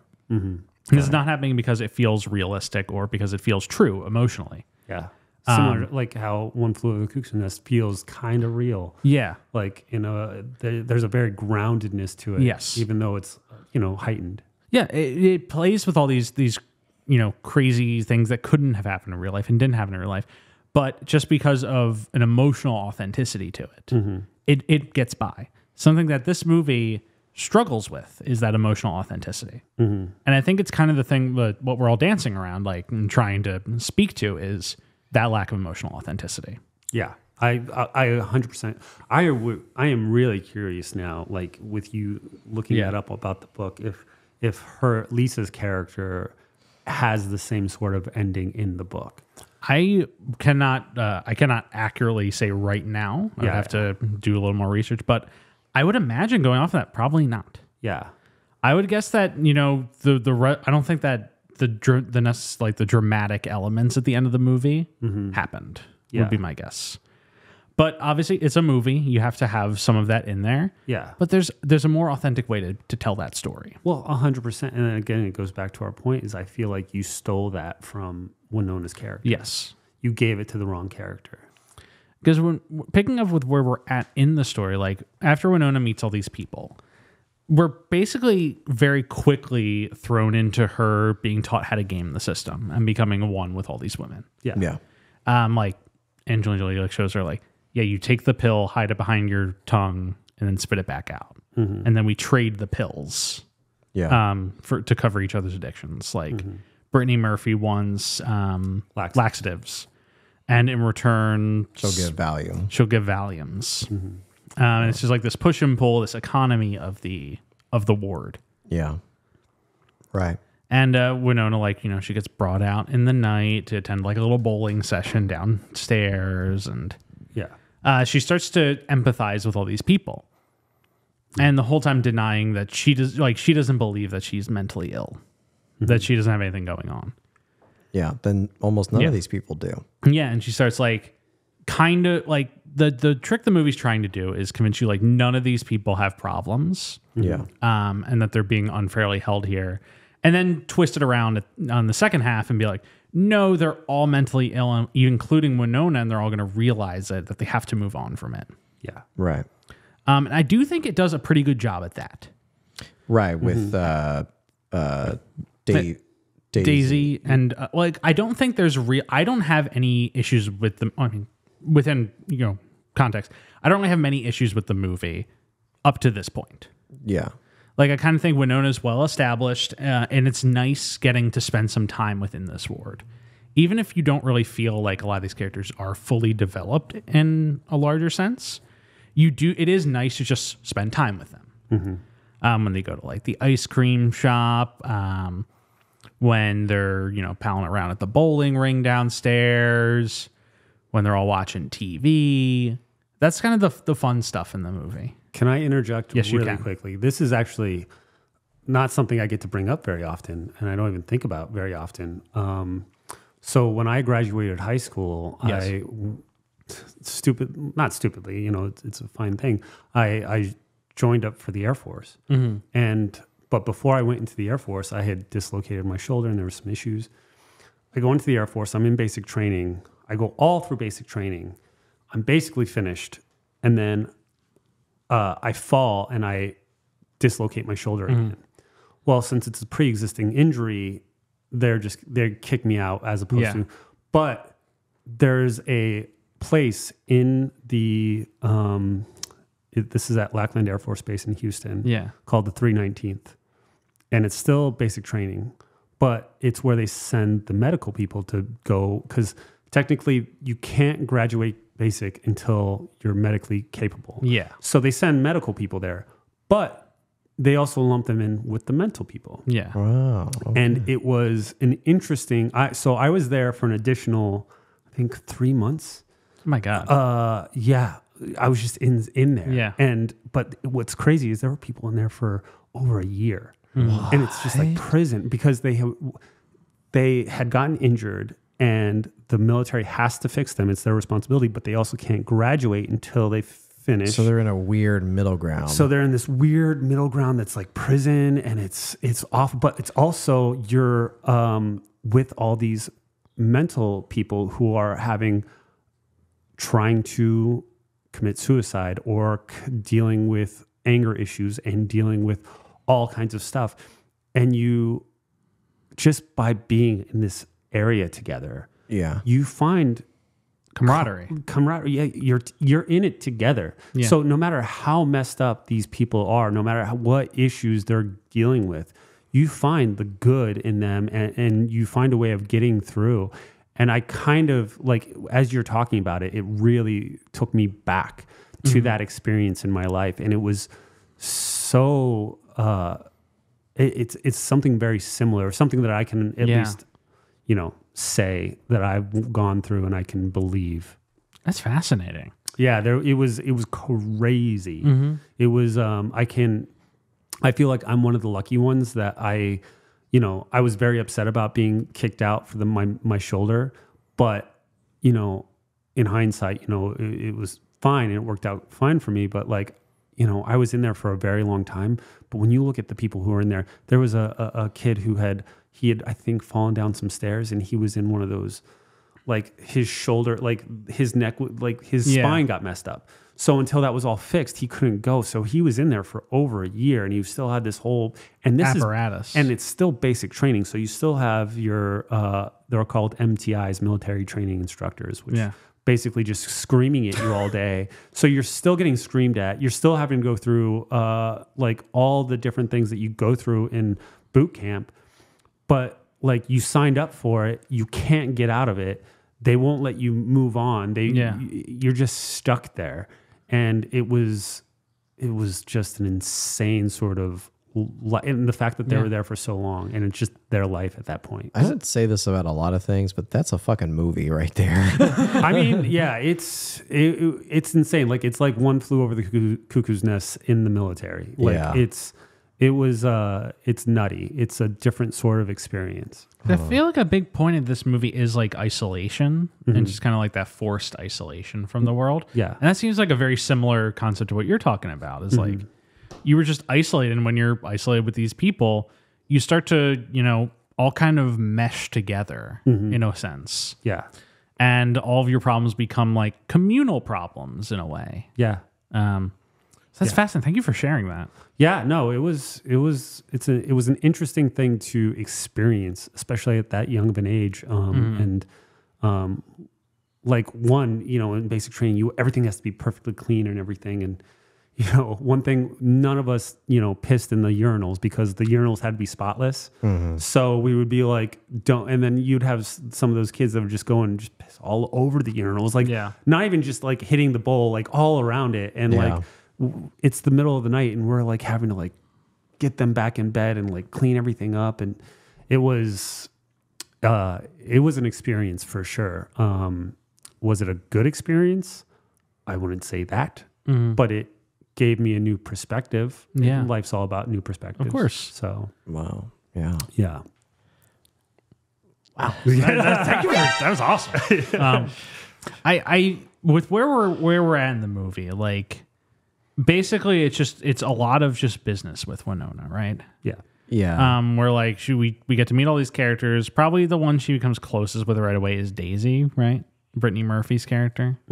Yeah. Because Brittany Murphy's going to leave the place, so we have to get to know her. We're also getting introduced to like her therapist. Yeah, Jeffrey Tambor, playing Yes. Dr. Melvin Potts. Well, which it's like the beginning. He's like, yes, my name is Jeffrey Tambor. I'm gonna tell you a lot about yourself. The beginning of the movie. You have borderline personality disorder. You're right. That's me, Jeffrey Tambor. How you doing? Stuart interrupted. Thank you, Jeff. Well, no, I'm gonna put you in the Arrested Development. It sounds like the Souls of the Damned. But like, her parents come, and Jeffrey Tambor's like, yeah, your daughter's got borderline personality disorder. And when I was just like, what did you just say? And he's like, we'll talk about it later. Don't worry about it. Yeah, the mom brings that up. And so they have to explain to her what that is. And it's like, just kind of a...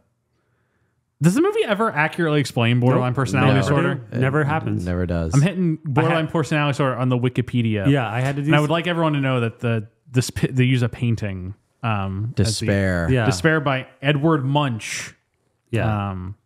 Like I said, It's just a distorted sense of self, intense emotional responses, and it's essentially kind of like a form of depression. yeah, and bipolar is associated with it a lot. I mean, again, I looked I was trying to do my homework before I came here and kind of look into some of these disorders a little bit. So I knew what the movie was trying to tell, even when they didn't do a good job telling it. Because they keep hitting her with like, you're a borderline. It's like, what does that mean? Well, even at the end, she's like, I don't even know what that means. But they said that she was healed borderline or whatever, or recovered. And she's like, I don't know what that means. But she gets to know a little bit more about what she's diagnosed with, even though she doesn't think she's mentally ill, and she doesn't think anybody here is mentally ill. But she changed it. Remember, whenever she's talking to, the great actor Jared Leto and saying, I should be here. Yeah. And then she said, I just don't want to leave with you. Yeah. But she did at one point, I believe, say, I am sick, or I do have a problem. Yeah. Because we get some flashbacks to her life before she was in the institution. They're short, but we do get them. Yeah. Including that she's been having a fling with Jared Leto, who's like a anti-war guy. Yeah. But that's about all we get about his character. He has a mustache. He has a beard that's clearly taped on. Yeah. You can see it's so fake whenever they do a close-up of him. Yeah. But he eventually shows up, right? Mm-hmm. I think this is kind of the next big beat, is that he shows up and he's like, let's fuck, and goes to her room. And then all these like nurses keep opening the door like, checks opening, and it's just new Jared Leto lurking. Yeah. Are you said I gave the guy a blowjob or that I kissed that orderly? Or whatever. It's just like, a little jealous problem. And then Whoopi opens the door and is like, y'all can take a walk around the premises. You don't have to be in here. And they're like, okay. And so they walk out. Yeah. And he's like, I got drafted. Come to Canada with me. Yeah. And she's like, no, I should stay here. Yeah. And it's like, even though she doesn't think she's mentally ill necessarily, she's found a community of people who she likes. Yeah. And is feeling this draw to stay there. Yeah. Yeah. This somewhat Stockholm effect of just wanting to be around people who you would empathize with and associate with. Yeah. And Angelina Jolie's Lisa is a big part of this, and just bringing her more and more into this, not a cult, but like a community. At some point, the Daisy is going to get released, the Brittany Murphy character. And so they go out for ice cream to celebrate. And Winona's confronted by the wife of the doctor who she had slept with. Kind of like a loose thing that's tossed off is this affair she had with the doctor.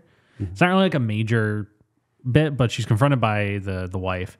And all of the other girls in the wing come to her defense and also help Winona like fight off this woman who's yelling at her. And it's just, you can really detect the sense of community that's been fostered here. Yeah. And how powerful that community is. So that the woman runs off, and Lisa finally at that point is really getting close with Susanna. Just the fact that Lisa jumped to her defense, and Lisa seeing Winona's growth into this community and accepting them and being a part of it, really makes the two of them a pair. Yeah. Because when Daisy leaves, it's just kind of Winona and Lisa is the people we follow in the story. Right. Everyone else becomes secondary. Yeah. Yeah. Yada, yada, yada. It is a lot of business. Yeah, it's a lot of business. It's a lot of just like montage of going through day to day. There's a really fun montage that I like, where it's just like the camera's just doing a rightward spin the entire time, going through like probably a year of history. Yeah. And it's just like they're bowling, they're playing around, video of the MLK assassination, Whoopi opening this door. It's just a really fun, directorial choice to establish a time passage. Instead of just doing like quick cuts of a montage, just a continuous circle of it. Yeah. As the clock turns. Just open up, looking through my notes, what else I really want to say in this period of time, just because it is so much. Oh my God, Stuart. The next thing we got to talk about is that she finally gets to see the Dr. Wick. Y'all remember Dr. Wick? That is not the right sound effect. But they keep mentioning Dr. Wick, who's like this fabled, Dr. Dyke. Dr. Dyke. Yeah. Yeah. They say like she's like the head honcho here. Yeah. In charge, and like it's very rare you get to see her. So when I finally get to see her, it's Vanessa Redgrave. And everyone knows Vanessa Redgrave coming in throwing heaters. Yeah. She just comes in and like, I'm sorry, but when you're like royalty, like Vanessa Redgrave is, like you're that, you've been in the business for that long. You're so established. And you're powerful of a screen presence. Yeah. She just comes in. She just fucking decimates everyone else in this movie. Yeah. She's just throwing like ninja stars, and Angelina Jolie getting plastered up against a wall, and not exactly, but like Vanessa Ryder just comes in and fucking creams the movie for like 5 minutes, and then basically doesn't really do anything else until the end. Yeah. Well, I think Vanessa Redgrave, I think movie stars of that time were different than movie stars now. Yeah. Like, you know, you've got the Kim Kardashian effect where we know a lot about what's going on in their home lives. Yeah. Whereas like she was just an actress that had a presence, and like you knew coming into one of her movies, she was gonna like you were gonna go on a journey and you were gonna believe her whether like the movie was good or not, but like she was giving it her all, and she just has that weight about her. And you know, the same thing, she came in, and it's a very easy character. Like again, you brought up One Flew Over the Cuckoo's Nest. You look at that movie and you compare it, like you look at Nurse Ratched, Yeah. and it's very easy to just be like, it's us against them, they're bad, they're evil. And then you see her, and she's not evil. Yeah. She doesn't seem like she's trying to hurt anybody. She does seem like she's trying to understand the character, and she comes in and she takes control of the movie. And she's not like, I don't think a character like that needs to give a character. If she was a professor like or a psychiatrist like she is, she's not going to give any sort of information about herself to Winona Ryder's character the same way that like Whoopi Goldberg tells her about her kids and stuff like that. And she just, I think, did a good job of making you believe she's that character, but she just has so much weight. She just brings so much weight to it. And at this point in the movie where we're at with the plot progression of Winona's character is she's against the system at this point, like almost fully. And we're introduced to Vanessa Ryder kind of as like this Emperor Palpatine-esque figure. Who's like the head of the evil organization. Yeah. And you bring in an actor of such clout as Vanessa Redgrave just to come in and really play that menace. And she plays the menace without ever being menacing. No. Like you get the menace purely off of reputation and just her natural weight that she brings. Yeah. So it works well here, and then at the end when we reverse, and it's like, no, she's actually like a good person and like kind the whole time. It works and it recontextualizes everything. Well, it's funny because I didn't get the menace. Immediately I saw her. I took her very seriously. Yes, and that was whenever I started to look at Angelina Jolie's character as differently. Yeah. Well, she's. Angelina Jolie is honest. Yeah. She just tells the truth and how it is all the time. But that doesn't mean she's always right. Yeah. And so I think that she sees Vanessa Redgrave's character as an antagonist to her. Yes. Somebody who's against her. And so is it the enemy. But that doesn't necessarily make her to be like it's not a villain. She's not the villain. And so I didn't get that when I first saw Vanessa, because she didn't, like you said, her presence wasn't like Palpatine. Yeah. You know, he's on and he's just like. But I just kind of feel like with Winona's emotional arc, she's fully in like the thrall of Lisa Jolie at this point. Yeah. Fully in that. So the perception of Redgrave is like the ultimate bad guy. Yeah. And it's shortly after this where they make the run for it. Yeah. Because Daisy's gone, Winona and Lisa are just, they're living the routine. Lisa's increasingly like, we need to get out of here. They're opening a new Disney World in Florida. Let's go be Cinderella and Snow White down there. Let's go live in a fantasy. Yeah. This fantasy that, Angelina is like kind of swept up in. Sure. And so they make a run for it together. After Winona throws some racism at Whoopi Goldberg, who's been like the only character who's been fully kind to her the whole movie. Yeah. And she calls her like, you've just been like a little housemaid to the white folks is all that you are to me. Like you're useless. Yeah. When Whoopi does truly care about these girls and puts a lot of her life into it. Yeah. And there was another really good part where they added in that Whoopi's character had been at different institutions that were much worse. Yeah. And so she knew how bad it could be. Yeah. and she was not about that. And I do have a problem with this sequence though, because Winona throws a lot of racism at Whoopi Goldberg in this, and I don't ever think it's really properly addressed by the movie. Because she like comes back and she's like, "Yeah, I'm sorry," but I feel like if you're going to go into that avenue, like if she's just mean to Whoopi Goldberg, that's a different story. Sure. But just having her be fully racist towards her, and then like she comes back and she's like, "Yeah, I'm sorry, I said those things." Whoopi's like, "It's fine." That just doesn't feel quite right to me. Sure. To bring that in, if you're not gonna address it in the weight that it's deserving. Yeah, I mean, it is any sort of racism is always there's a lot that you can go into with that. It's a big topic, and if you're gonna approach it, you gotta be willing to like play with it a bit. Yeah. You gotta do something with it. Sure. Because it really is just brushed aside. And she's like, "Yeah, sorry, I was racist to you." And Whoopi's like, "It's fine." Yeah. And that's it. Yeah. And the scene, like, it's not like she's just like, "Yeah, you're black." She's doing an accent and making fun of how she's just like a little like just a servant woman to the white people. Like it's an intense, like it's offensive. And then like I just have a big problem with the movie not going back to that in a way that is deserving. I don't think it's like I don't think it's disastrous necessarily, but I do think it's disappointing. Sure. I think I can totally see that. I think the movie could have been longer also, and they could have addressed that. Yeah. I also think that when you're dealing with people who have mental issues like what they're saying that Winona has, I don't think that they're also capable of recognizing certain behaviors. And I took Whoopi as being a person who did recognize those behaviors, does recognize her position, and I think she looks at the women in there as being women. Yeah. I don't think she's looking at them as being as a color. I think that she's looking at them as women that need help. Yeah. And she wants to support other women. And at least that was the vibe I felt. Yeah.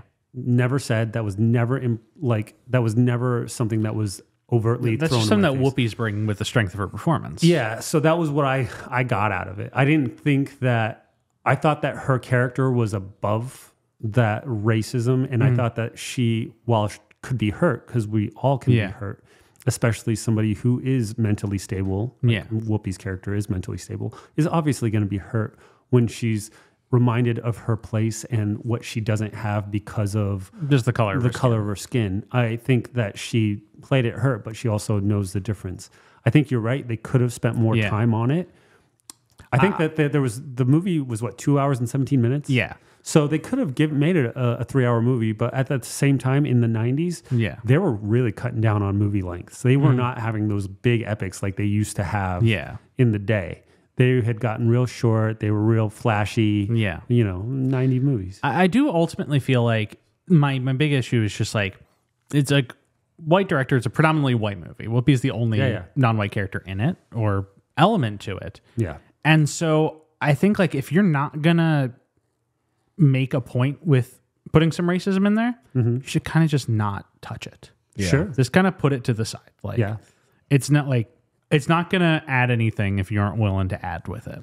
Yeah, I don't think that they added, it was a side note. Like, I think her character was a great character, and I actually think that they should have just added more to it. Yeah. As opposed to not having it. Yeah, because like it's supposed to be like the lowest point for Winona. Yeah. Is that she resorts to like such like a basest, racist personality.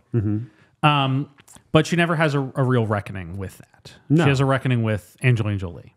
Yeah. Which is what happens next is they run away towards Florida and they make it like a mile. They go to like a town in Jersey and apologies to them for having to go to Jersey. Yeah. Like, God, can you imagine? Can you imagine just like having to go to Jersey? The funny thing is, I know I've been to Jersey. I'm so sorry. I have been to Jersey a couple times, and it's as bad as they say. Yeah, exactly. It is. It is gray and just. The thing about Jersey is you're in the midst of culture in Pennsylvania, and then you cross a bridge and you're in a swamp. And you're like, wait, what's this? You're in a song. I'm like, what is this, Louisiana? I thought it was in New Jersey. Yeah, it's so strange. Like, sorry, people from Jersey. But like, then no eventually you offense, get to the Philadelphia shore, and it's all okay. Yeah, it's just Because so the Jersey Shore is a sovereign territory of the state of. Stop. Enough of that. Enough of that. You really hate that sound effect. I do. Stuart, at some point, Stuart's not even going to talk. He's just going to be all sound effects. Yeah, he's going to turn into a human bumblebee. He's going to make Bumblebee where it's like, shake ya. Okay, I didn't get any of that, but I didn't understand any of what you said. But they make it to Jersey, and they spend the night with Daisy, Brittany Murphy, who is now set up in this nice little apartment, house, condo thing, in somewhere in Jersey, in some small town. over by the airport. Over by the airport. And the setup is like, she's figured it out and she's cured. She's living like a very normal life. She's all settled. And as they get there, they figure out quickly that like not all is as it seems. Daisy was just kind of pulled out. She was pretending to be cured, pretending to be better. She still only eats chicken. The only things in the fridge are chicken and mustard. Yeah. And she's still cutting herself. She has, synchronized lines on her arms. Yeah. And this is the cue for Lisa Angelina Jolie to just like really make her big thesis. Yeah. Her grand point that, it's all a fraud. It's all a show. You can't be cured. You're just pathetic and small, and you'll only ever be the summation of your illnesses. Yeah. And it really, she even brings up like, Daisy, I bet your dad fucks you, and I bet you like it. Yeah. She didn't even say, I bet. She just said straight up that that's happening, that we know your dad's fucking you, but the secret is not that. The secret is that you actually like it. Yeah. Yeah. And that just that sends Daisy into such a spiral that she just storms upstairs. Yeah. And Winona is yelling at Lisa to stop, relax. Yeah. But she doesn't go to check on Daisy. Next morning, she wakes up and there's just, don't you know it's the end of the world playing on repeat from a Victrola upstairs. Yeah. She goes upstairs to check it out and she finds Daisy hung herself in the bathroom and slit her wrists. Yeah. And Winona's obviously distraught. Yeah. Angelina comes up and it's just like, pussy, and goes and checks her wallet and takes her money. Yeah. And then sociopathic thing to do. Yeah, and this is Winona's grand reckoning with what she saw. She could have said something more to Angelina Jolie. She's been an enabler for Angelina Jolie's behavior this whole time, and it's resulted in someone they care about dying. Yeah. So Lisa runs off while Winona stays behind for the police to arrive, and then she gets taken back to the institution. And Daisy's body is examined by the police. Yeah. And by Jeffrey Tambor, who just stands outside going like, oh yeah, don't you know that she kill herself? I thought that's my God. Did we forget a major plot point? Please tell me. When Polly has basically a panic attack in the middle of the night. We did. You guys did talk about that? No, we skipped it. Well, yeah, and then she gets taken to an isolation room. And it's a great scene because they all sneak out of their rooms and Polly, this is Elizabeth Moss's character who has the burns on her face, and she's just screaming I'm ugly, and she's sitting in this isolation room all by herself, just wailing at night. And Winona, she sneaks somewhere into a supply closet, and she's able to grab a guitar, and she goes out and she sits right outside. And there's also an orderly guy. There's a guy. Yeah, there's just a guy who has a thing for Winona. Yeah. The actor's name is Travis Fiennes. He plays John. Yeah. Did we address? I don't think we really. I don't think we addressed need him. to address it because his thing is a little bit pointless. He's at the the most end. undercooked part of this movie. Yeah, but he's the only night guard on duty. But because he has a thing with Winona, this is apparently fine and okay. Because she starts playing.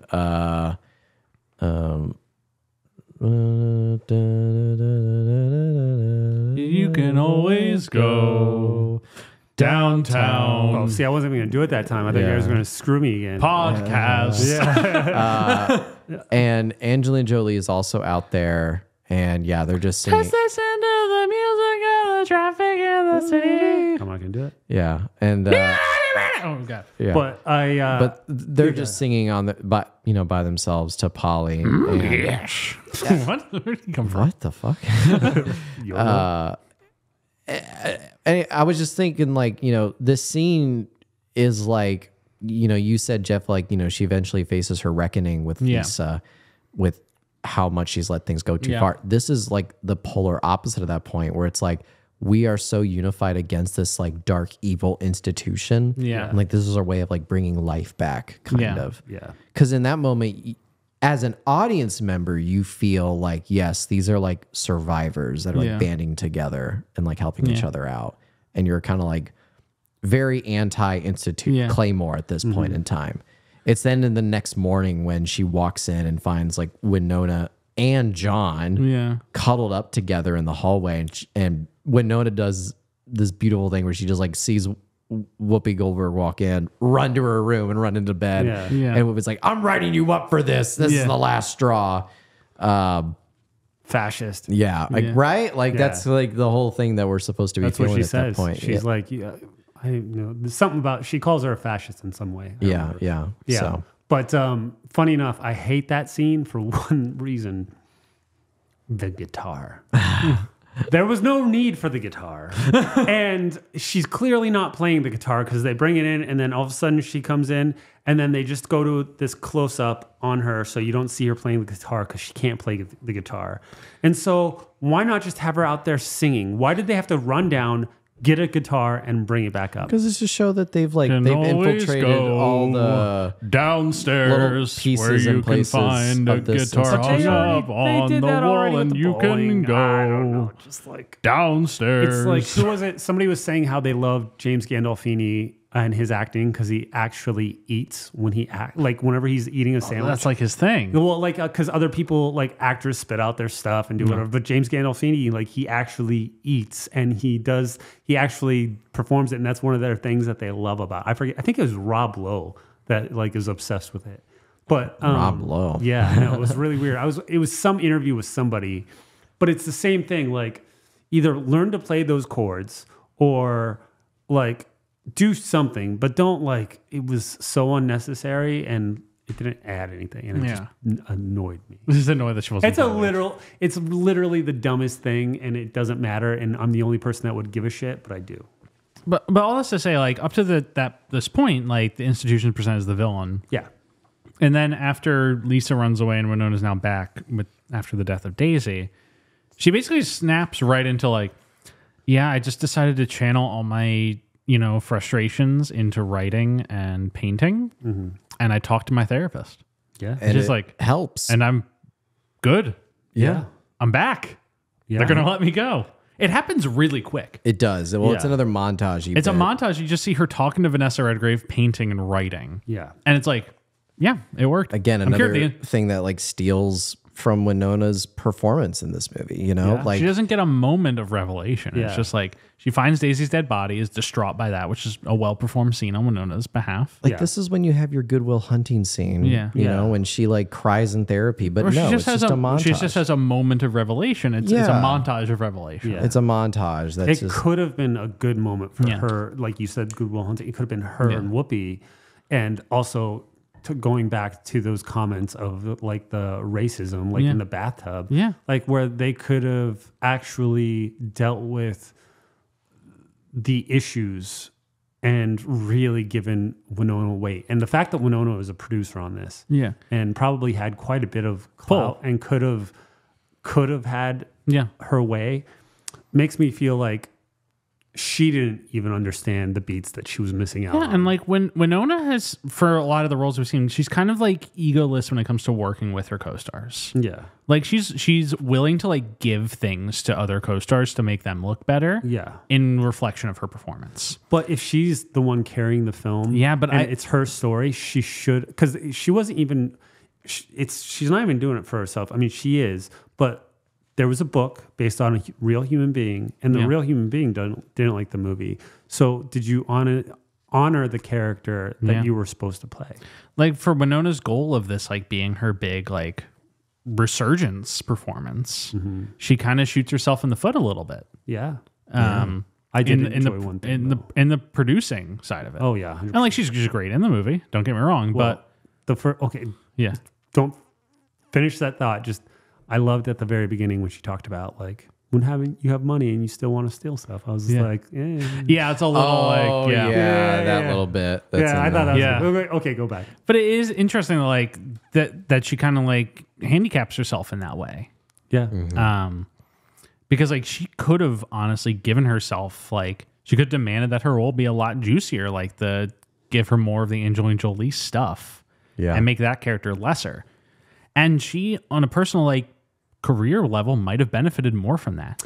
I don't think that she could have taken Angelina Jolie's. I think she could have just used Angelina Jolie's character better to react to. But if she could have given Angelina Jolie like less show-stopping moments and given her character more show-stopping moments. I think that she could have, I think that Angelina Jolie had great show-stopping moments because of the character. I just think that she didn't use them well. Yeah. And this is just something I'm thinking of right now as you bring this up and just listening to your critique. Do you think that she's capable as an actress of pulling those moments off? Because I'm thinking about it in my head. I can't think of any moment in her career to where I love that we keep going back to Good Will Hunting, but that moment with Robin Williams and Matt Damon, that like very tender moment that is hard and it's dealing with real realities and dealing with your problems and making like a real change. And that's the moment. That's the media. I can't think of a scene. I can't think of anything right now where Winona had that. Let me think about this. So, okay. Is she capable? No, this is a good point you're bringing up, Ross, because Winona is not the Brendan Fraser whale. I've only ever done one thing right in my life. Explosive performance actor. Yeah. She's not that. Yeah. That's not Winona. Winona is Age of Innocence, where she gives you a 15-page long dialogue scene with a look. That's Winona. And she's not a big actress. She's not a big actress. She's a little actress.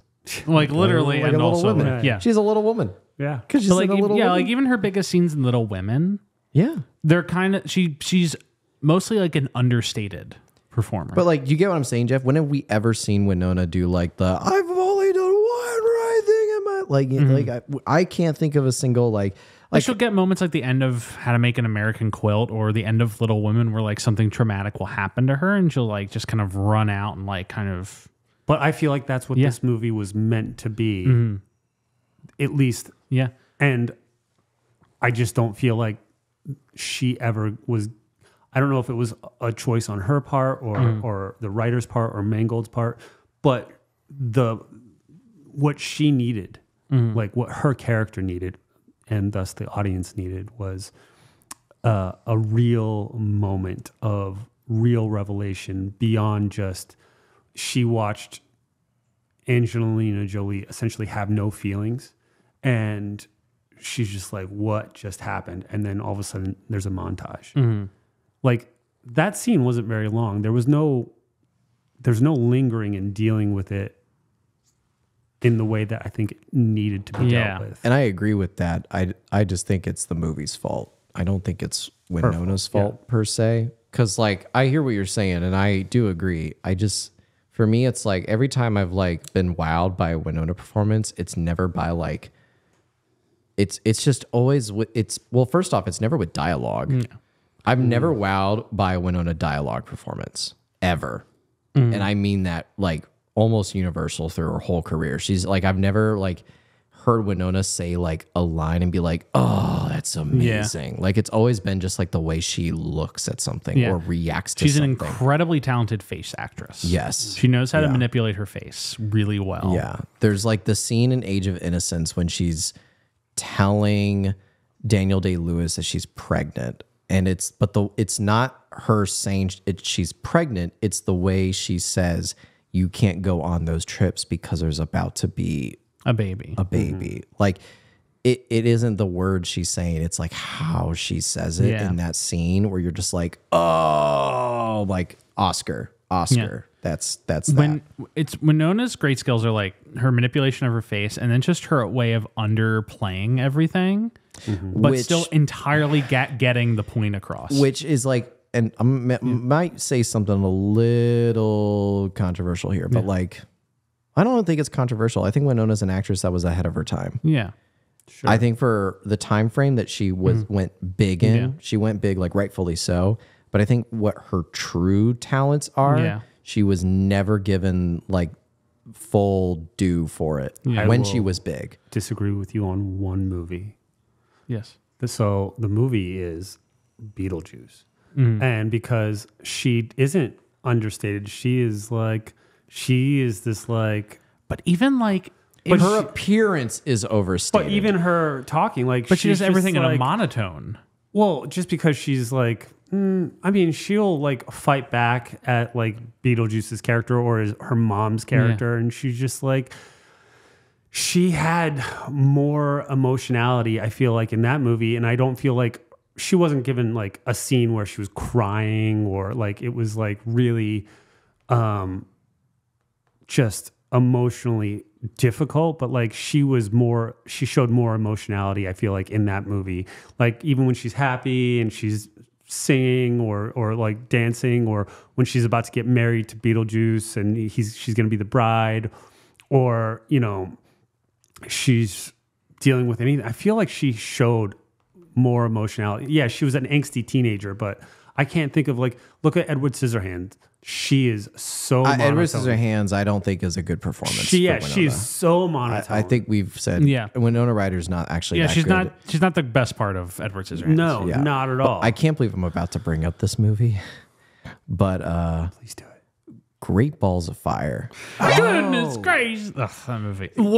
Great Balls of Fire, one of the worst movies you'll ever see, but Biopic, yeah. it's a movie where Winona is the only actor who understands like what the movie should be about and plays to it in a very understated way that if you were just watching on the surface level, like you'd think she's playing a very immature child and it's bad. And I'm watching this movie like she's playing a very immature child and that's good. Well, it's like- bad but good. Yeah. Well, it's like, but I'm saying it's like if you're just judging the quality of her acting skills, somebody who doesn't really know all that much into like what goes into that would say, "Oh, I don't like her performance. She's acting too much like an immature little kid." And it's like, do you know the story? yeah. It's like Jerry Lee Lewis. right. Yeah. But it's like right but there is no line of dialogue. There is no like huge monologue scene on Winona's part in that movie where she has to make you believe that. It's literally just her Her mannerisms. skills are in subtlety. It's like, Yeah. Which is and why you need a director and a script that work well with that. which is why I'm hoping she has a modern, like a present day comeback in film, because I think if she can, I haven't like rewatched Stranger Things in a while, but like it seems like she's not doing a lot of the things that I feel like we're applauding her for right now.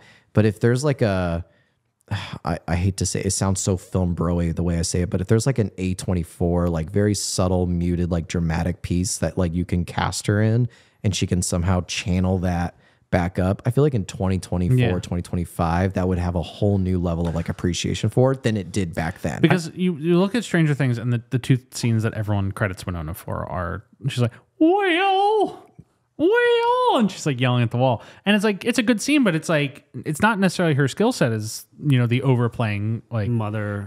she's a very talented performance in those scenes. Like, I'm not going to discredit that. Right. But like, it's not really what we've seen from her to this point, like as her greatest skills. Absolutely. Do you agree with what I'm saying? Like if you take what we're applauding her for to now, I think and she has everything in her for like a big comeback. Yeah. And I mean, she's in Beetlejuice 2 later this year. Who knows? Yeah, but I think she's gonna. I think Jenna Ortega is gonna take that. Yeah. I don't think she's the Beetlejuice it girl. Jenna Ortega is going to have to do the Wednesday Yeah. dance. Well, the fact that it's Beetlejuice 2, like that alone should tell you it's like that's not her comeback movie. Yeah. Like she Yeah. needs a comeback movie that's not related to any of her prior franchises Yeah. whatsoever. Well, Like, Agreed. Here, when you say film bro because of A24, here's the thing. I just mean like no, I know Brendan you're- Fraser didn't have his comeback from The Mummy 4. He had his Yeah. comeback from The Whale. Yeah. Like But I think A24, the great thing about them is that they are they're getting stories that are important, and they don't all work, but they're giving their directors the ability to breathe. Yeah, And, I just say A24 because there's a lot of other film studios that are doing the exact same thing, if not better than A24. But the only everyday average film person actually knows A24. So Yeah. but there's so many other that's why I just bring it up in that kind of light. Focus Features is great. And they've been right. around forever. we do love Focus. Exactly. Fox Searchlight or just Searchlight now. Yeah. Like that's all I mean by that. It's like I'm not expecting a major like performance comeback in Beetlejuice 2. Like No, neither am I. I do want to quickly finish out the plot because we're so close to the end here. yeah. Because she's back at Claymore Academy, Academy Institution. The Academy. For gifted youngsters. For but no, mentally unstable youngsters. so yeah, she's back. She's back at Claymore. Don't you fucking dare, Stuart. I saw your fingers hovering. But she's back at Claymore. She fixes herself, and they're going to let her go. But the whole time she's been writing this diary, which I presume is the basis of the actual book, Girl Interrupted. And Lisa, who is brought back after she's been apprehended somewhere on the way to Florida, comes back, steals her diary, breaks all the girls out in the middle of the night, and reads it to them. It's like this kind of dramatic like fluff that's added in. It is fluff. Yeah. And Winona like finds them all in the basement, and Lisa's reading from the book all of Winona's honest dear diary, her honest opinions on all these other people and the institution. They're like, "This is what you really think of us." And Winona gets chased by Angelina Jolie through the halls like it's a slasher movie. She comes up to a locked door. This is definitely like shit that like Susanna Kaysen was like, "What the fuck, Yeah, she's guys?" like, what is this? I actually get this. Yeah. I understand what they were doing. Yeah, like I get the like the filmmaking. Like this is an exciting climax. Well, to this movie. it's not even that. It's the juxtaposition of the first time that they were in Vanessa Redgrave's office. Yeah. And was it hers or Jeffrey Tambor's office? Regardless. I'm in Jeffrey Tumble's office. Yeah, but it's like they went into they broke into his office to read what they set up, and it was basically to make them out to be villains. Like, they're saying all these things about us, and we're not that bad. And now Winona has come full circle, and now she's part of the institution. At least that's what I thought they were trying to do. I just thought of like a movie that we had covered before that does almost the exact same trope. Yes. And I'm just trying to look for the name of the movie, but it has Gimme Shelter. God. Do you remember Gimme God. Shelter? Oh my The God. scene, it's like Vanessa Hudgens plays this like, how would you Troubled teen. troubled teen who is homeless at a time, tries to find a real dad played by Brendan Fraser. Yeah. But then she eventually, and she's pregnant, and she then gets found by this like a home for wayward pregnant teenage girls. And there's the exact scene where they all sneak into like one of the offices and they pull up their files and they start reading all their diagnoses to each other or whatever. So not as good as this movie, but like, it's funny that it's almost the exact same thing. Yeah. But yeah, she's chased through the guy, and then she turns around and like And she stops her with her wits. she stops Lisa with her wits about like how you're emotionally your mental illness is You're already dead. Yeah, you're already dead because you're emotionally attached to this place and you don't exist without it. Your heart's cold, and Lisa breaks down crying. Yeah. And then the next day, Winona goes to visit Lisa in her room where she's tied down, and Lisa has her emotional breakdown of being like, "I swear I'm not heartless." Yeah. It's kind of unearned. Winona's like, "Oh, I forgive you. It's okay." A little small thing for me that like I don't know why this movie didn't do it, but like if you're gonna make a movie where like the first part you want your audience to think it's like the institution's the antagonist, you show the electric shock scenes. because they all happen off screen. Yeah. Well, And it like, Yeah. because Lisa says like twice, it's like, yeah, they gave me shocks today. And that spawns why they want to run away yeah. in the first place. I don't know. It was just one of those things like, and it is kind of like, I can kind of understand. it's Like, if you- tropey. It's if you're- tropey to include that. The movie settles from. I saw this Roger Ebert review where he described it as he said the film is mostly about character and behavior, and though there are individual scenes of powerful acting, there doesn't seem to be a destination. That's why the conclusion is unsatisfying. The story, having failed to provide itself with character conflicts that can be resolved with drama, resorts to melodrama. Yeah. It's like that's how I feel about the end of the movie. Yeah. A movie that overall I do like. Yeah. Yeah. I liked it more. Yeah. This time Yeah, around. like overall, I like this movie, but like it settles for a melodramatic ending instead of like an emotional truth, honesty to its drama. Yeah. yeah. I agree. I think from what it sounds like, the book was very much about the Yeah. truth of what she went Yeah. through. And this was not that. It's the Hollywood version. It was the Hollywood version. Yeah. And she even says to Lisa, it's like, she says something where I can't remember what Lisa says, but I know like Winona's response is, no, you're going to find me when you get out. And it's like, to me, it's like, that's literally the opposite of the point of the movie. Like, what the hell? Like, because it's like, it melodramatically is set up to be like scary that Lisa's coming back to the institution Yeah. after they caught her. Because it's like, oh my God, Winona made all this growth. She made all this progress. And she did it without Lisa, who was like the bad influence.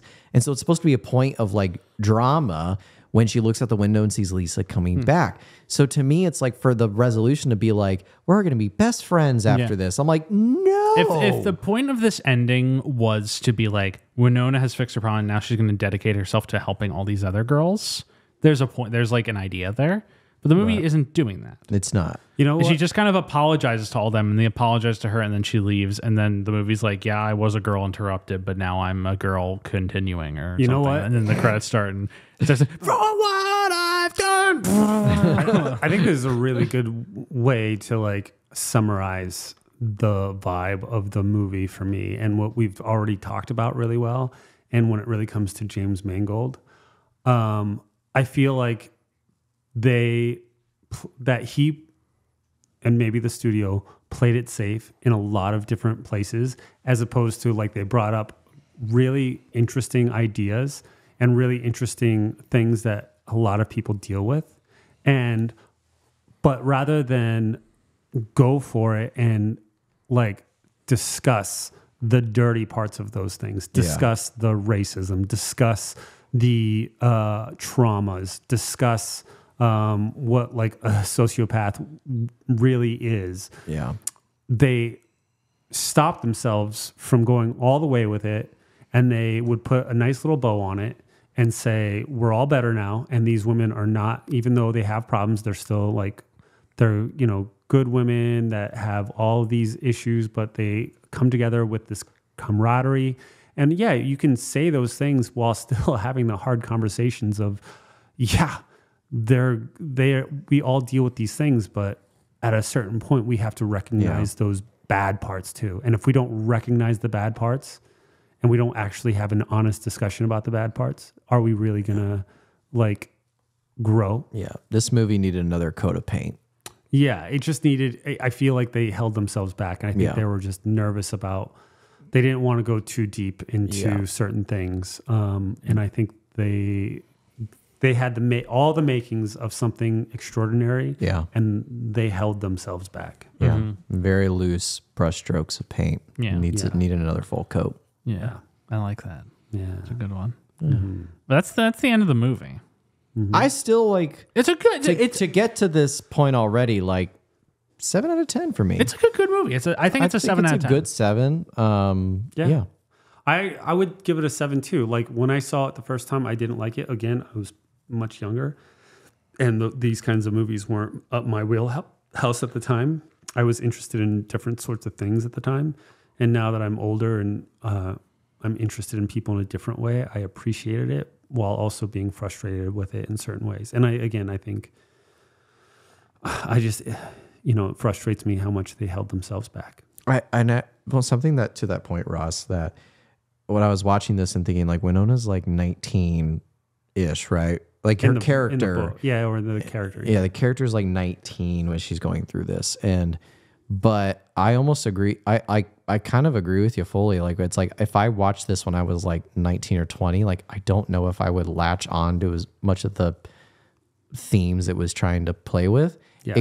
It has to come from somebody who's older and has more experience. And the reason why I say that is because like I feel like a lot of us, whether through immediate relationship or a couple degrees off, we almost feel like we know somebody who has a similar-ish story in terms of like having like a mental health struggle, and they have to really go through like, you know, a revelation of what getting better really means. Yeah.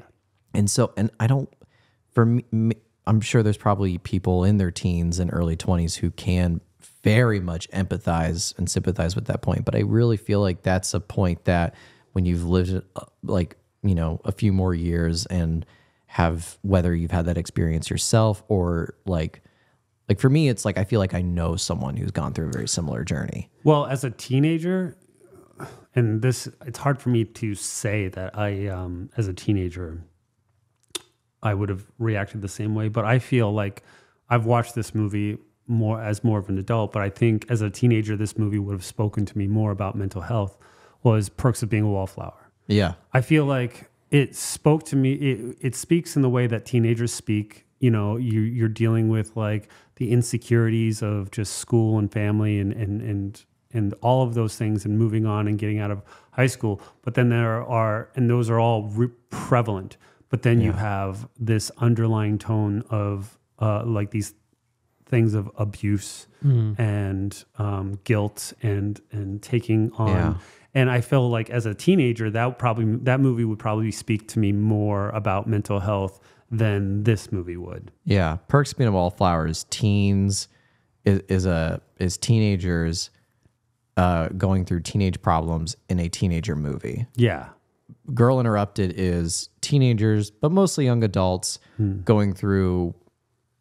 I would probably paint it more as like young adult, later teenage problems in an adult movie. Yeah. Like, so all those like pieces don't quite line up as much as I agree Perks of Being a Wallflower does. Yeah. Yeah. All right. Well, Do we have anything else to say about the movie itself before I give us a little post-text and wrap us out? Not really. I mean, I think I think we kind of summed it all I think up. we talked about it quite a bit. You know, I think we discussed Dune just enough. That was important. Get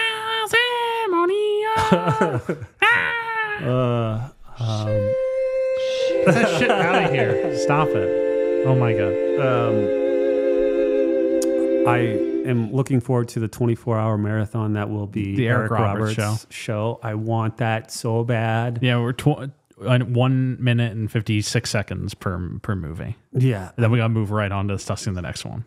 It means we have to watch them all, Yeah. which Yeah. is another time. How many hours is that, do you think? Well, let's assume that each project evens out to like 90 minutes.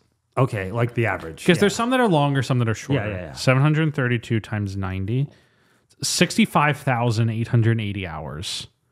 Or minutes. Minutes. So divide that by... Divided by 60. 1,098 hours. Divide that by 24. 45 and 3/4 days. 45 days. Just not 46 days nonstop. watching So Eric like Roberts if you do like 8 hours of Eric Roberts a day, you're really doing like a year it would be like 2 years. Yeah. And I feel like... just to watch them all. And Yeah. to go 8 hours, you've got at least 6 of those hours Yeah, you that's just- just trash. You're just sitting there if not watching. more. Yeah. I would do it for you guys. We would do it for you. Yeah. This movie comes out December 21st in 1999, right on the cusp of the new millennia, when a movie we'll be talking about in a few weeks implies that the world will come to an end via biblical prophecy. Lost Souls, that is. It comes out and it's like not really a success. This is the big issue. Yeah. Is that Winona put all of her chips on this, and it comes out, it cost $40 million to make. And it ends up ultimately making $48 million. Yeah. So like when you include like marketing and the Yeah, theaters taking their cut, it's a loss for the studio. Yeah. And her the poster is just Winona's face. This is the poster of this movie. It is just her face. Yeah. Yeah. So she is this movie. Yeah. But And she's so- not. But that's the problem. That she is the pitch of this movie. yeah, right. And that the movie flops, gets moderate reception. We're like, yeah, it's fine. Yeah. But then Angelina Jolie gets the praise of like, she's the reason you see this movie. Yeah. Yeah. She gets the Oscar nomination. She gets the Oscar win off of it. She should. And Winona gets nothing out of this. That's crazy. She comes out of this. People are just like, oh yeah, she was in this. She was good in that. If they saw it. Yeah. Yeah. But Angelina Jolie's the one who gets the boost out of this. Yeah. And it just, this movie doesn't make enough of an impact for Winona to really springboard off of it. Yeah. It's crazy. Art is crazy, especially because most artists, all artists, I would say, want an audience. Yeah. And when you don't get the audience that you're hoping for, you take it very personally. Yes. And it also affected her probably in a lot of ways in terms of just getting the roles that she wanted. I would say that like when she put all of her chips on this and it didn't pay out. So she really never gets a chance like this again. Yeah. And she will get lead roles again. It's not like the end of her having lead roles. Yeah. But nothing. Everything from this point on, this is really the end of this like star run that we've been following. I would say from like Dracula through to this. I would say that's kind of the A-list star run. Yeah. Yeah. Prior to that, she's like a teen star. This is like her adult domination period. Because the next two movies of hers that we talk about, it's Autumn in New York and Lost Souls. Lost Souls shot before this, delayed a bunch of times because it's bad. Yeah. No one sees it. Autumn in New York, she's like Richard Gere's love interest. Yeah. And then she's like going to be a cameo in Zoolander. She's going to be Adam Sandler's co-star in Mr. Deeds. She's going to be in Simone. Mr. Deeds was the first time I saw her and I didn't like her. Interesting. That was the first time I remember watching a Winona Ryder, and I always had I feel like I was drawn to her, and then I saw her in Mr. Deeds, and I was just like, who is this person? Yeah. I don't like them, and I want them to be something else.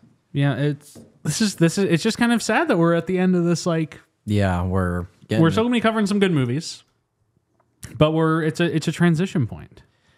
Yeah, big transition point. And this, we don't have similar to like Travolta, I would say, we don't really have like an upswing to look forward to yet. Yeah, we don't have like a major like turnaround upswing. Yeah, we she's do still have young. She's only 50 something. Yeah, she's only right? like in her early 50s. But we will have consistently good things coming throughout this process. It's not like Travolta or Fraser where like when they're in a slump, they're in a slump. The fanatic. Like she at least like, Simone will be interesting. Zoolander is fun. She's gonna be in A Scanner Darkly, which is good. Yeah. She's gonna pop up in Star Trek, which is cool. Yeah. Black Swan. Yeah. Oh yeah, that was a good one. Frankenweenie. Like there's gonna be stuff consistently right. that will be like at least like an oasis in the desert for us. Yeah. Before we plunge back in. Right. But we are entering something of a little desert. Can I say the thing that's hurt Say her it. career for me the most Say lately it. was whenever, what's his name, David Harbour gave that speech and she was giving all those facial. Yeah. I was like, God, she had this mystique to her for so long, and she lost a little bit of that mystique when she was doing that stuff. I was just like, I mean, we're going to have an episode over that. yeah. Right, So, Jeff?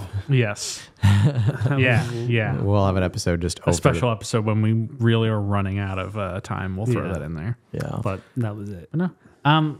Next week, you'd think we'd be talking about Autumn in New York. You would really think that, wouldn't you, folks? Because that's what I said in the next movie she's in. This movie Lost But that's Souls. not what we're covering next week. Because, folks, he's back.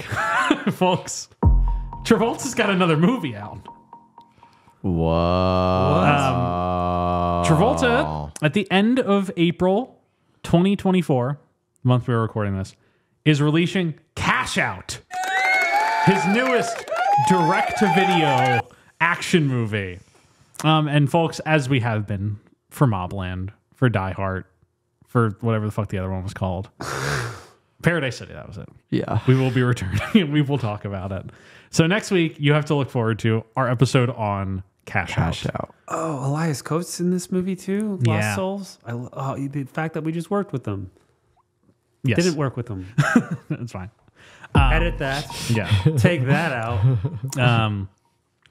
But yeah, Cash Out next week. Enjoy it, folks. That'll be great. Yeah, but in the meantime, Ross, thank you so much for coming on the show. Thank you very much. I thank you. appreciate it. I'm gonna watch Lost Souls now just because It looks gorgeous, but it's shit. It sucks, but it looks incredible. Look at who the director is. Janusz Kaminski. He's Spielberg's DP. The movie looks incredible, but I don't actually think it looks incredible. It looks I think incredible. Jeff is blind. Yeah. But anyway, thank you guys so much for listening to this episode. Thank you for Ross for joining us again. We'll have you on again soon, I'm sure. So thanks as always to you for listening, and please remember to rate, review, and subscribe whatever platform you're listening on. As a reminder, we're available on Spotify, Apple Podcasts, Google Podcasts, and YouTube. Pop into our Reddit, /Travolting, at Travolting on Twitter or Instagram or X. You can find TravoltingPodcast@gmail.com, /Travolting on Reddit. Find me at Jeff W. Sweeney on Twitter. Special thanks to, as always, to Rebecca Johnson for graphic design, Michael Van McGowan Smith for the theme music that's now taking you out. Have a great week, folks. Wow. See you next week. Catch up.